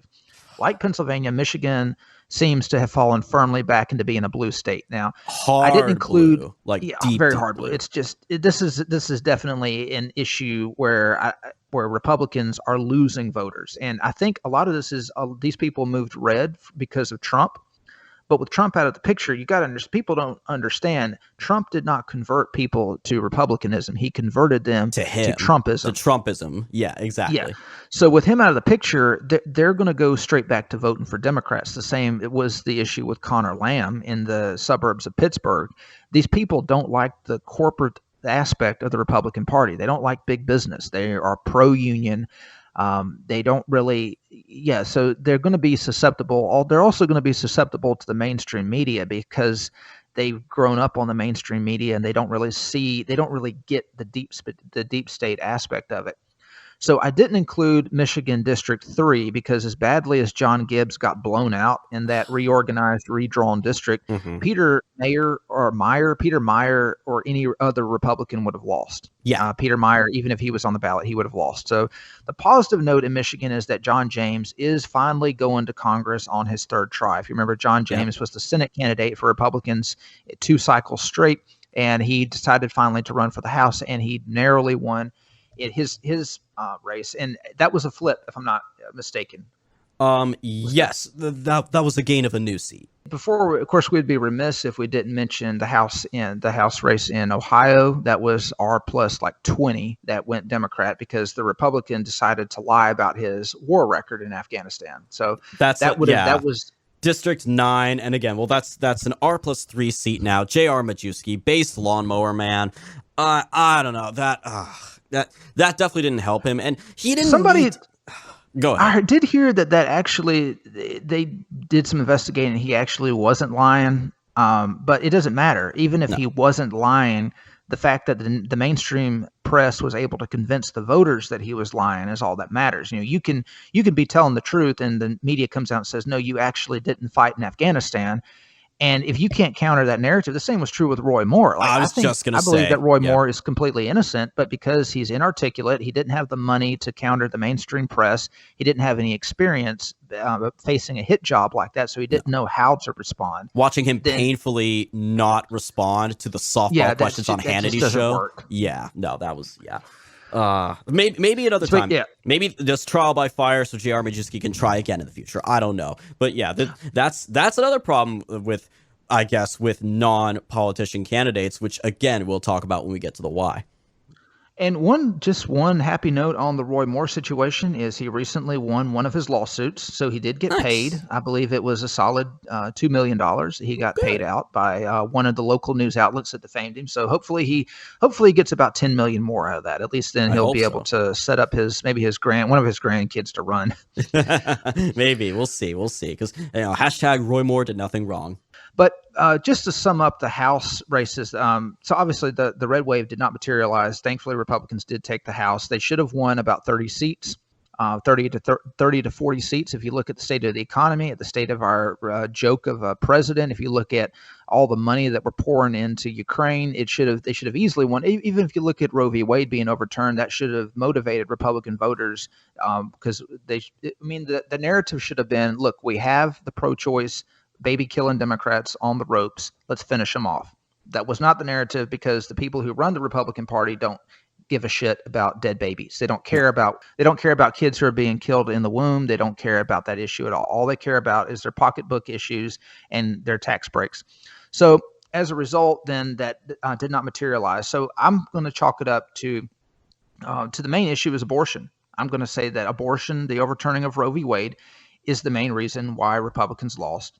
Republicans were never going to win if they ignored the issue, and so that's going to be my summary of it. So it's mainly abortion. Just a quick summary by the numbers here again of the House, just so you guys are all caught up. So Republicans managed to flip 13 seats, as in that were previous Democrat seats that went red. So now that's in Arizona 2, Arizona 6, Florida 7, Florida 13, Iowa 3. New Jersey 7, New York 3, New York 4, New York 17, Tennessee 5, Virginia 2, Oregon 5, and Wisconsin 3. And combine that with they picked up 9 brand new seats. Because again, this was a census year. There were new seats in states, certainly that gained seats, but also just redrawn districts. And those were California 3, Florida 4, Florida 15, Georgia 6, Michigan 10, Montana 1, based, New York 19, Texas 15, and Texas 38, for a grand total there of R plus 22. You then contrast that with the Democrats' results, which were almost entirely based on picking up new seats. They didn't really flip a lot of Republican-held seats. They just mostly picked up new seats. 8 new seats in Colorado 8, Florida 23, Illinois 3, Illinois 13, Michigan 13, North Carolina 13. 13 turned out to be a lucky number for Dems this year. North Carolina 14, and Texas 35. The only 4 seats they actually flipped are Michigan 3, New Mexico 2, Ohio 1, and Washington 3. That brings them to D plus 12, which with the math all put together, puts it at R plus 10 right now. And again, we are currently awaiting the results of one final House race. That is California District 13. Which is just barely, it's been bouncing back and forth right now between the Democrat Adam Gray and the Republican John Duarte. Duarte is narrowly in the lead right now, so it's looking like that could be a Republican pickup. So that could bring it to a final count of R plus 11 when all is said and done. There is also the Boebert race, Colorado 3, which hasn't been, quote unquote, officially called yet. She leads by about 500 votes, which is small enough that it has to go to a recount as mandated by Colorado law. But her Democratic opponent, Adam Frisch, has already conceded. So she's going to hold on to her seat there after a big scare that she had there. So was that not like a Republican +8 district? It's an R plus 7 district, yeah. So there's definitely got to be some stuff to talk about there, because she won her primary quite handily. A moderate, Rhino Cuck tried to primary her out, and she defeated him by double digits. So I'm not sure. I'm sure you have your theories, Jacob, but to talk about... Well, my theory is the same as in Washington 3. I believe it was the abortion issue. Right, but the difference here is that Boebert already has won that seat once before. She's an incumbent. Same for Marjorie Greene, Marjorie Taylor Greene. Roe v. Wade was overturned. Yeah, but so you think abortion also played a role here with Lauren Boebert? Absolutely, because she's very strongly pro-life, and she wouldn't even have to be. The fact that she's a Republican, this is the thing that Republicans have to understand. It doesn't matter how pro-choice they are. They are Republicans. It was a Republican president that got Roe v. Wade overturned. Republicans have been campaigning on overturning Roe v. Wade for 4 decades. If they're going to be a Republican, they're going to have to own it. They're not going to be able to run away from it and say, but inflation, because inflation doesn't matter if women think that they're going to be prosecuted for having a miscarriage. Right. Now, this is the part where, naturally, there's going to be some disagreement here. I'm going to push back on this abortion argument. I don't believe this meme that abortion alone is what won the midterms. And I want to point to some examples here. And this kind of ties to a couple of other specific state elections we're going to talk about once we move past the results of the governor's race. But I want to push back here. Montana, there were 5 states that had abortion-related ballot measures on the ballot for voters to decide. California, Vermont, and Michigan, of course, all passed measures to enshrine the right to an abortion, right, quote unquote, in their state constitution. Those are blue states, that's to be expected. Montana and Kentucky both saw pro-life ballot measures defeated. Kentucky basically had a measure that would have said there is no right to abortion as guaranteed by our state constitution. So an right to abortion in their state constitution. That was defeated by a 5-point margin, 52-47, in Kentucky, a deep red state. And Montana had a measure called the Born Alive Infants Protection Act, which it's not outlawing abortion, no exemptions, nothing. All it is it says if a baby survives an abortion procedure, which happens every now and then, believe it or not, they are given all legal rights and American rights guaranteed to them under the Constitution as any normal human being would. They are human and must be protected. That was also defeated, 53-46, so a 7-point margin. What I find weird here, Jacob, is that in Kentucky, the pro-life measure loses by a 5-point margin, and yet Rand Paul, the Republican senator who's on the ballot, who's obviously pro-life, defeats his pro-choice Democratic opponent by a 24-point margin. Wouldn't it stand to reason that those pro-choice, pro-abortion voters turn out to vote against this thing would then turn around and vote for the Democrat? Wouldn't that vote carry over? And wouldn't that happen in Montana where, Ryan Zinke narrowly won the new district there? They have 2 districts now instead of just 1. He ultimately won by about a 4-point margin, I believe. Wouldn't that also stand to reason in Montana that they would then flip 1 or 2 of those congressional seats? To me, it just seems that there is this significant undervoting issue. We talked about that in Kansas, where in Kansas, the pro-life measure was defeated by like a 17-point margin because there were about 200,000 more votes cast on the abortion question, either yes, for or against. There were 200,000 more votes who came out for voters who voted on that issue and then didn't vote in the governor's race. They didn't vote in anything else. Was that the case with the Kentucky ballot, though? Well, I mean, was it a bunch of voters who voted for the Kentucky ballot but didn't vote in the regular election? Or was it about the same? That's the thing. Let me check. There still is not yet an actual, I don't see the actual numbers yet. But even if there is an undervote, the fact of the matter is that you have these people turn out for abortion who then don't vote one way or the other. So I'm going to disagree and say I don't think it's abortion. I think there's other issues at play here, but I don't think abortion is what won them this election. That's just my take, at least. Why did Lauren Boebert almost lose, though, if it wasn't abortion? What would cause her Republican district to flip so hard? And also, what about Joe Kent? Like, if it wasn't abortion, whenever his opponent made abortion the central issue of the race, also the special election in New York that we covered. Remember, the Democrat made abortion the center of the race. Pat and Ryan he ended over up flipping a seat that the Republicans should have won.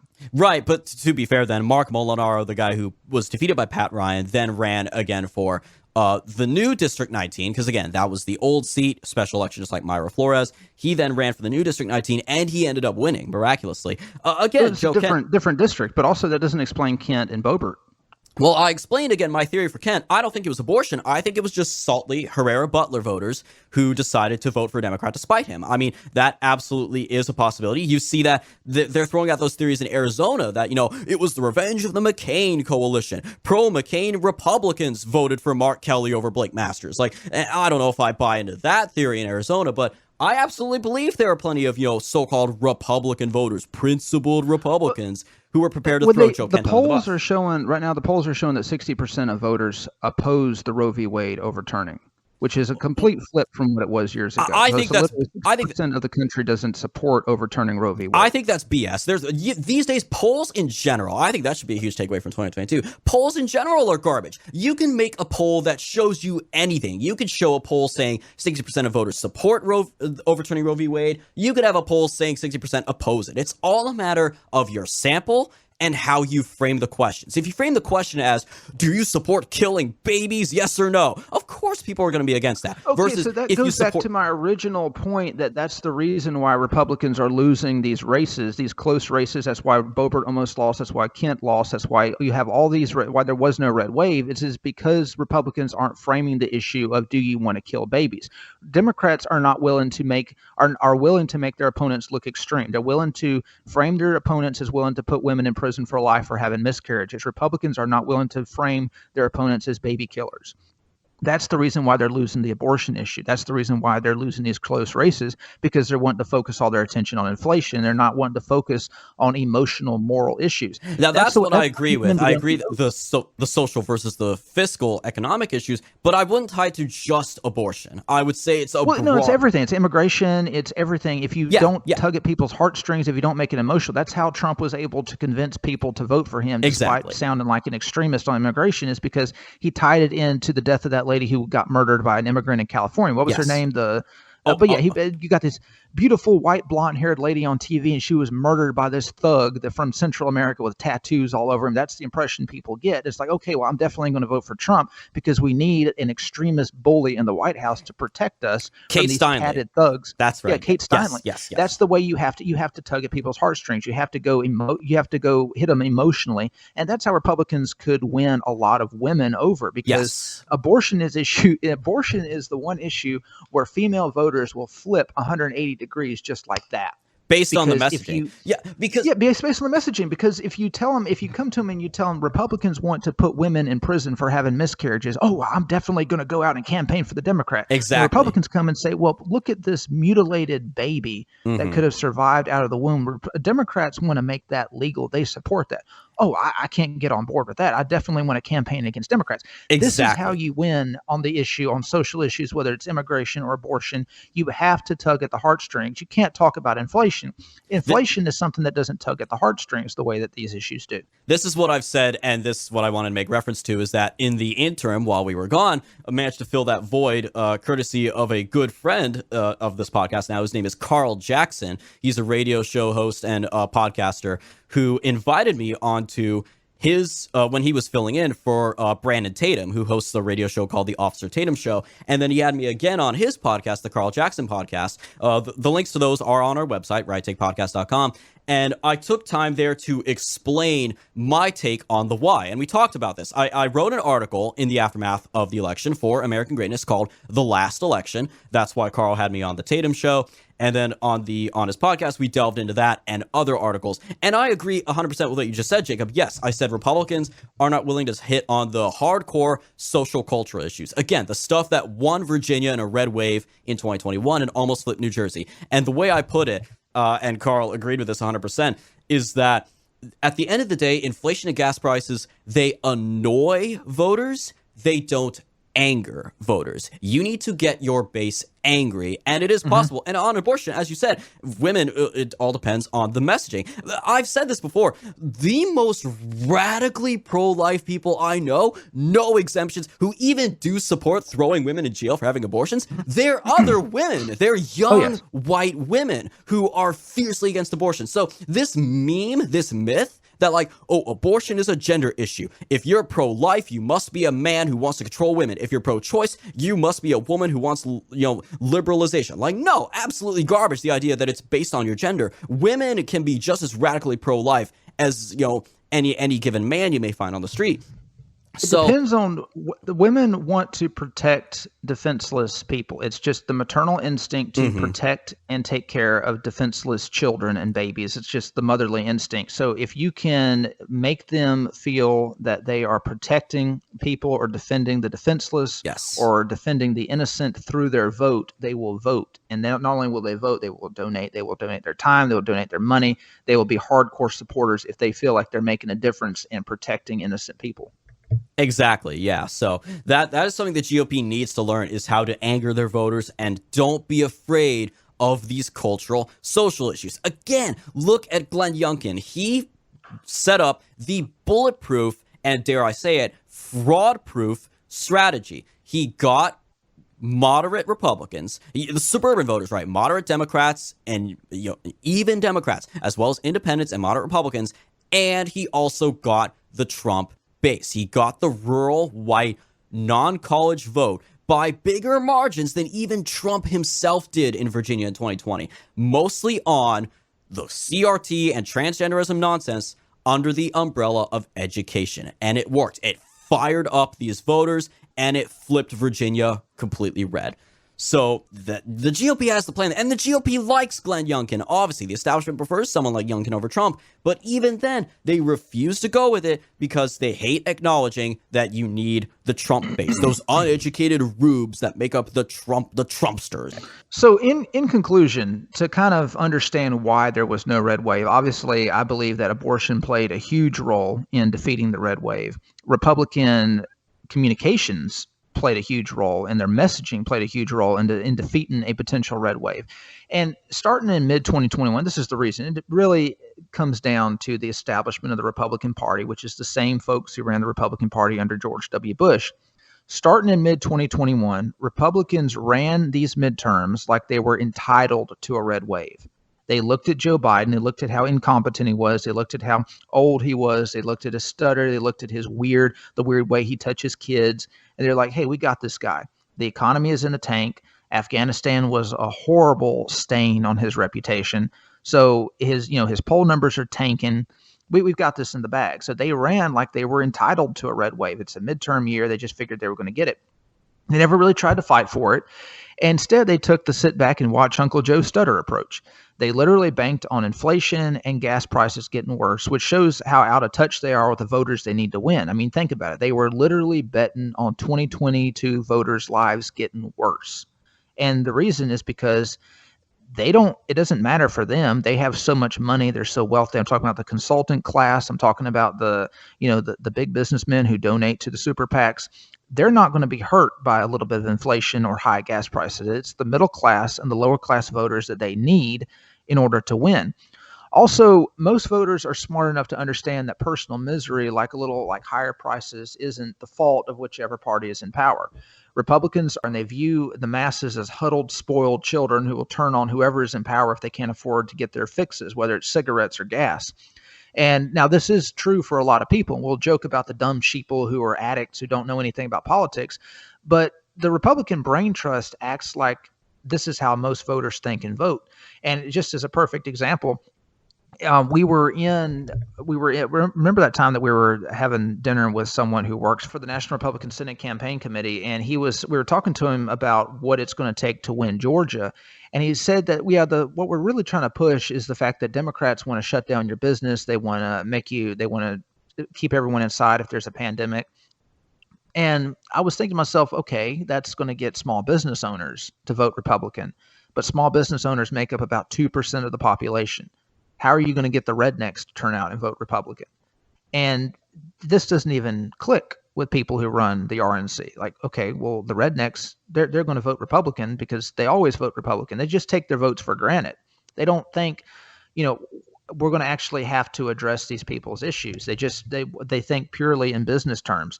And so they figure their idea of getting the rednecks to vote is, let's just sit back and watch the Democrats screw things up. Rednecks will vote if their gas prices are high. They'll just automatically vote for us. We don't have to fight for their votes. And another thing is spending. Once again, Democrats did outspend Republicans in the House. They overtook Republican House candidates in June, and by October, they were leaving them in the dust. Also, as usual, Republican-aligned Senate PACs brought pro-Republican Senate spending above Democrats. It didn't help, though, because McConnell was steering that money toward candidates who would back him as the Senate Majority Leader. So, as we talked about before, McConnell was perfectly okay giving Democrats the Senate if it means that he can then get the majority in 2024, because it looks like in 2024, Republicans have a pretty favorable map. Another issue that the media is running wild with is the Trump factor. The media is claiming, that Donald Trump he killed the red wave, that he pulled Republicans down.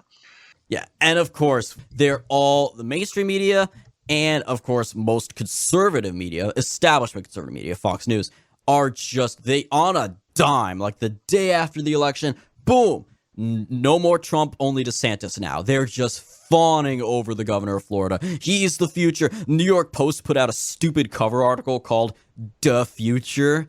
And it's like, how long did it take you idiots to come up with that one? And then the day after that, they released one called Trumpty Dumpty, depicting him as an egg sitting on a wall. Like, just overnight, boom, Murdoch's media empire turned on him.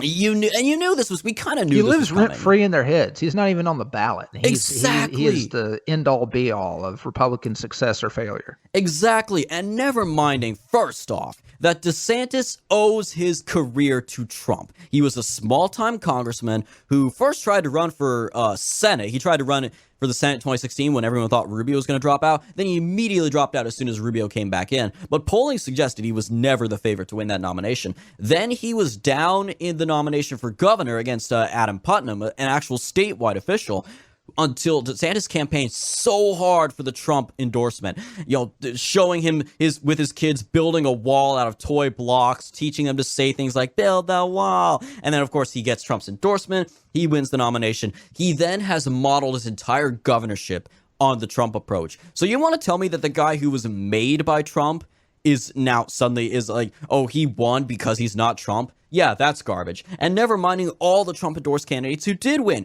J.D. Vance, Ted Budd, Ron Johnson, so many other candidates who did win. There were just as many victories of pro-Trump candidates as there were losses for pro-Trump candidates. And obviously, his power over the primaries is unquestionable. He got most of those pro-impeachment Republicans primaried out. So to try to say, and like you said, he's not on the ballot this year. But when he is on the ballot, Republicans do very well. Again, Republicans are looking at either R plus 10 or R plus 11 in the House this year. In 2020, when he lost, quote unquote, Republicans picked up 14 seats in the House. That's more than they picked up this year. That's even more than they picked up in the 2014 midterms, the big red wave in Obama's second term. And when he was in office in 2018, yeah, they lost the House, but they had a net gain in the Senate. R plus 2. That's unprecedented for the president's party to make gains. So Vox actually addressed this issue, but they pointed out, they zoned in on the candidate quality, because it's one thing that Mitch McConnell commented on when they were asking why he was pulling money away from Blake Masters and why he was giving it to other states. He didn't really say specifically on Masters, but he said, well, we've got an issue with candidate quality. So Vox actually ran the numbers, and they produced a chart, which we'll post in the show links.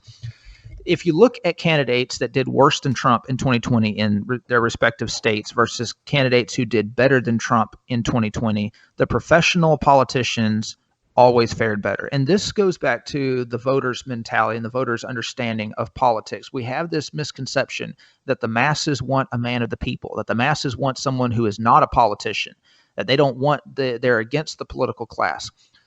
The problem with that is based on specific elections, like in 2016, where you have an issue like the Rust Belt, where people are losing their jobs and they're angry. Voters aren't angry every single election. A lot of voters are doing very well during election cycles, and they don't feel that way. So if you look at 2022, You have non-politicians, Blake Masters, Mehmet Oz, Don Bolduc, J.D. Vance, Herschel Walker. These candidates all did worse than Trump in 2020 in their respective states. You have professional politicians, Ron Johnson, Adam Laxalt, Ted Budd. These three all did better than Trump in their respective states than Trump did in 2020. Ted Budd ran 2.2 percentage points ahead of Trump. Adam Laxalt 1.6, Ron Johnson 1.6. Blake Masters ran 4.6 points behind Trump in 2020. Mehmet Oz 3.2 behind Trump. J.D. Vance 1.4, Don Bolduc 1.8, Herschel Walker 0.7 percentage points behind Trump. And if you compare, take a look at Brian Kemp. Like, Brian Kemp is the most professional politician you're going to come across. He blows Stacey Abrams out of the water, and Herschel Walker ends up going to a runoff. And if you look at the polls, it looks like Herschel Walker is going to lose that race. Yeah. So it's very obvious that it's not Trump's endorsement that is sinking these candidates. It's the quality of the candidates themselves. And again, Sean Parnell obviously was Trump's preferred candidate in Pennsylvania. Mm-hmm. In my opinion, Trump shouldn't have bothered endorsing anybody in the Pennsylvania race. I think Pennsylvania was lost the moment that Sean Parnell dropped out. Yeah, Mehmet Oz wasn't going to win that race. None of the Senate candidates were going to win that race. Trump should have just kept his hands clean. Blake Masters, voters, obviously, they wanted a candidate who was more professional and acted like a politician. Kerry Lake is more of a politician than Blake Masters. J.D. Vance did horribly in the primary. He wouldn't have even won the primary if Trump hadn't come in and saved him in that primary. He ran below Trump. He did worse than Trump did in 2020 in Ohio. So I think this candidate quality comes down to an issue of experience.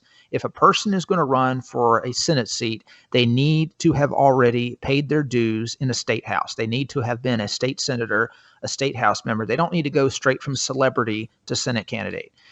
Trump was able to do it because he was a billionaire. He was Donald Trump. These other candidates aren't going to be able to repeat the Trump factor, the Trump example. And I hope that this is a lesson to Trump going forward, that he doesn't need to endorse friends and celebrities. He needs to focus on people who have not just policies that are winnable in purple and moderate states, but also have personalities and experience.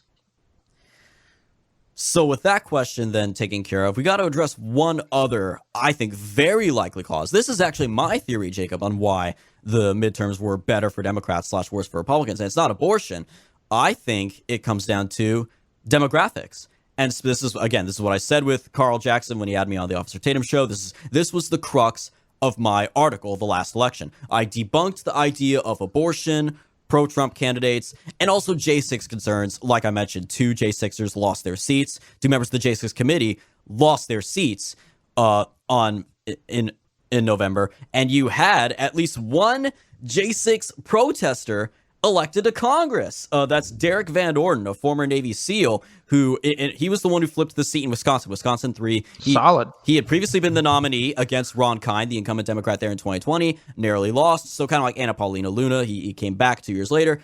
Ron Kind retired, and he won the seat despite having been present on January 6th. So between that and also the our democracy narrative, the idea of like election deniers all over the place, Washington Post, and I mentioned this in my article as well, Washington Post did a study of every single election denier, quote unquote, running for office in 2022.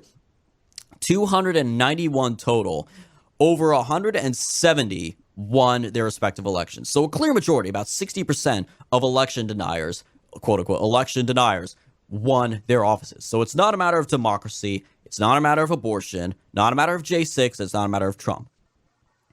To me, it's a matter of demographics. And I'm sure you saw this one exit poll, Jacob, from CNN that was really making the rounds after the election. And it was a matter of the age groups, how the age groups voted. Those over the age of 65 went R plus 13 for Republicans by an average of 13 points. Those from 45 to 64 went R plus 11. Those from 30 to 44 went D plus 2. And this was the kicker. Those between the ages of 18 and 29, D plus 28. And that goes without saying, that's just absolutely political Armageddon for Republicans, that younger voters now are that heavily. We've never really seen something quite like that, a massive, just that lopsided against the new generation, like fresh out the gate.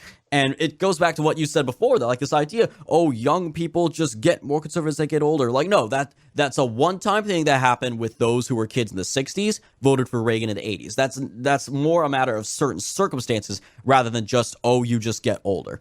So these are the kids, and this is where, if anything, maybe even the culture war stuff might not work for us anymore, because of course with the cultural stuff, the CRT, the transgenderism, the indoctrination, we were targeting the parents, right? The Republicans were hoping to get parents who were enraged by their kids being indoctrinated. Democrats just figured, all right, they get the parents, let's get the kids. We'll get the kids who believe this stuff to turn out and vote for it. And that, to me, I think, is what happened.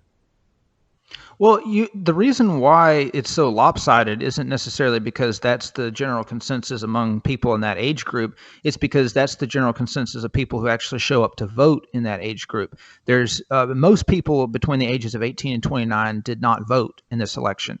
In fact, that demographic only made up 10% of the electorate. So it's just like with the abortion issue, Democrats are able to get pro-choice voters to show up en masse. Republicans cannot, simply because they don't fight the issue.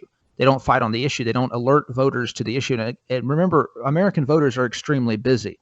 American voters are working. Like AOC was correct when she said that the reason why everyone's employed is because they all have two jobs. They have to work two jobs just to make ends meet.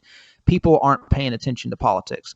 Instinctively, you have millions of people who are pro-life if you explain the issue. If you just ask your average normie, are you pro-life or pro-choice, they're probably going to tell you that they're pro-choice. If you sit down and if you take 5 minutes to explain the issue, most of those people are going to say, yeah, I'm pro-life. Republicans aren't taking 5 minutes to explain the issue. And that's the reason why you're having these young voters turn out and vote for Democrats. If Republicans would actually fight on the cultural issues and actually try to change minds on these issues, then I think you would see that number be a lot more even. But I do disagree that this was the reason that they didn't have a red wave, because these voters only made up 10% of the electorate. In fact, the turnout favored Republicans. Republican voters this election cycle were significantly older and significantly whiter than usual, even more so than the 2020 electorate. In fact, black voters only made up 9%. White voters made up 76% of this electorate, and 34% was over the age of 65 compared to just 22% in 2020. So that definitely mattered. I'm sure the young vote cost us a few House seats, and it might have, I don't think it was enough, even though for Pennsylvania, to change the outcome in Pennsylvania. But I mean, even if that's true and it didn't necessarily, I think it still played a role in this election. I think that's more believable than the abortion thing. The fact of the matter is that if these reflect the trends that we can expect for the next few election cycles, then that's still Armageddon. You say like, oh, that's just how they feel. That's just how people among that age group who turn out to vote feel. Well, that's all that matters. I don't care about the people It is who don't Armageddon. vote. It is Armageddon if and only if Republicans are unable to activate young voters to turn out and vote. Because typically Republicans, conservatives, the entire conservative Inc., the whole establishment, conservative Inc., they are running their campaigns, they're running their ad campaigns as if it's 1995. Yes. They have it's like they're stuck in a time warp. They're still in the Gingrich Revolution, 1994. In fact, I'm going to link an article in the description with Gingrich where he gives his thoughts on the midterms, and he admits that he was wrong, that he thought it was going to be a massive red wave, and he starts to make sense. And at the very end, he says we're going to have to come up with new ways to fight Democrat socialism. And it's like, oh my God. Okay, so this is the thing. Like, you got veterans like Gingrich who were very politically savvy in the 1990s, but they never updated their firmware. They're still stuck in the 90s. They think this is still a fight over socialism, big government socialism. You can't work with people like that. Like you're not going to, a party that is run by people like that is not going to energize people, 25-year-olds, to show up and vote. The reason why we're losing the young vote isn't because that's the way most young people think. Most young people don't think. They don't think about this stuff unless you put it in front of their face and you make them decide. And so this is going to be political Armageddon if and only if Republicans don't actually fight for the cultural issues. Which, again, they've proven that they won't, and as a result have proven they are incapable of convincing young people. They are going to continue trying to reach out to an older base, which unfortunately, as is with the passage of time, is slowly getting smaller. The older voters, baby boomers, that demographic is getting smaller. And when that time comes, in about 20 to 30 years, give or take, when they're mostly gone and Gen Z and millennials are completely in power of age, they will completely outvote Gen X, whatever's left of Gen X, which may be trending more Republican at this point, and they will give the Democrats a supermajority, a political supermajority in this country as we know it. Because again, those who are willing to turn out, hopefully we will take over the Republican Party by then, so we won't have to worry about that. Hopefully the Republican Party finally, people who think like us. Exactly. And that, of course, comes down to the matter of 2024 and whether it should be Trump one more time. Yes, it should, or if it should be some establishment favorite like DeSantis. But overall, there's a lot to take away from this. That's why I called it the last election, I think, in my article. And we could continue to spend further episodes talking about this. But of course, there are plenty of other things that we have to address. There are big shifts in the culture war. There's some really good news and there's some really bad news. So we will be addressing all of that. We're back in the swing of things, guys. We are so glad to be back here on The Right Take. Sorry again for the long wait. We do take vacations as well. We every now and then when we get burned out, but we are still committed as ever to delivering the absolute best content for you guys, as always. So Jacob, any final thoughts here before we wrap this episode up? Just to reiterate what I've been harping on all along, and that is that the Republican Party, if they want to win elections going forward, they're going to have to focus on emotional, cultural issues that deal with identity and really religious and emotional issues like abortion. Mm-hmm. And if they don't, they're going to get crushed, because this was supposed to be a red wave year. It was a bad year for Democrats. Joe Biden is heavily underwater. Mm-hmm. Can you imagine how badly Republicans would have been wiped out this election if the economy was doing well? It would have been Armageddon for Republicans if the economy was doing well. If Biden had the approval rating he did in February 2021, if Biden was at 57, 58%, if he had that kind of approval rating right now and the economy was humming, it would have been a blowout.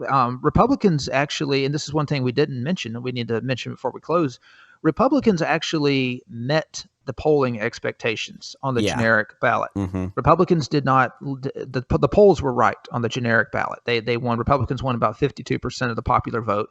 They just didn't win where they needed to win, and a lot of that had to do with candidate quality and messaging issues. And where the money was allocated. The money was allocated typically where Kevin McCarthy wanted it, where Mitch McConnell wanted it, and that's why they couldn't turn that popular vote victory into congressional victory. Yeah, If this was a presidential election, it's possible that a Republican could have won if it was a presidential election.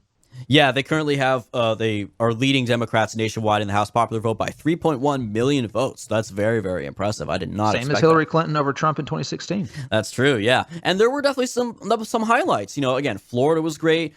Nevada was definitely a positive for Republicans there. They flipped both the governor's race and the lieutenant governor's race. So proving that you can still win statewide there, even though Laxalt lost. Wisconsin actually was I think Wisconsin is a very underrated highlight for Republicans in this election cycle. Yes, the gubernatorial nominee there, Tim Michels, managed to lose, which I'm sorry, I know I sound like a broken record at this point, but that to me is very shady.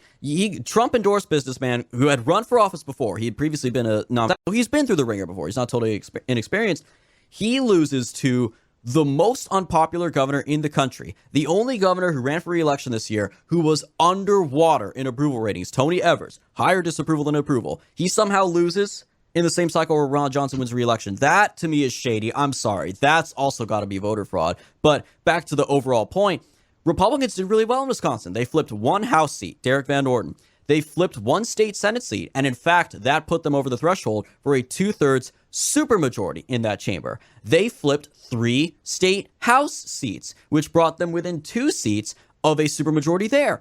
Had they picked up just 2 more seats, they would have had veto-proof majorities in the legislature, which is just as good as winning the governor's race, because then, of course, they could pass a voter integrity bill Evers vetoes it, they override his veto. So obviously, it's easier to win one governor's race, one statewide race, than it is to win that many legislature seats, but it is possible. So Wisconsin, I think, has proven it is still very much winnable for Republicans.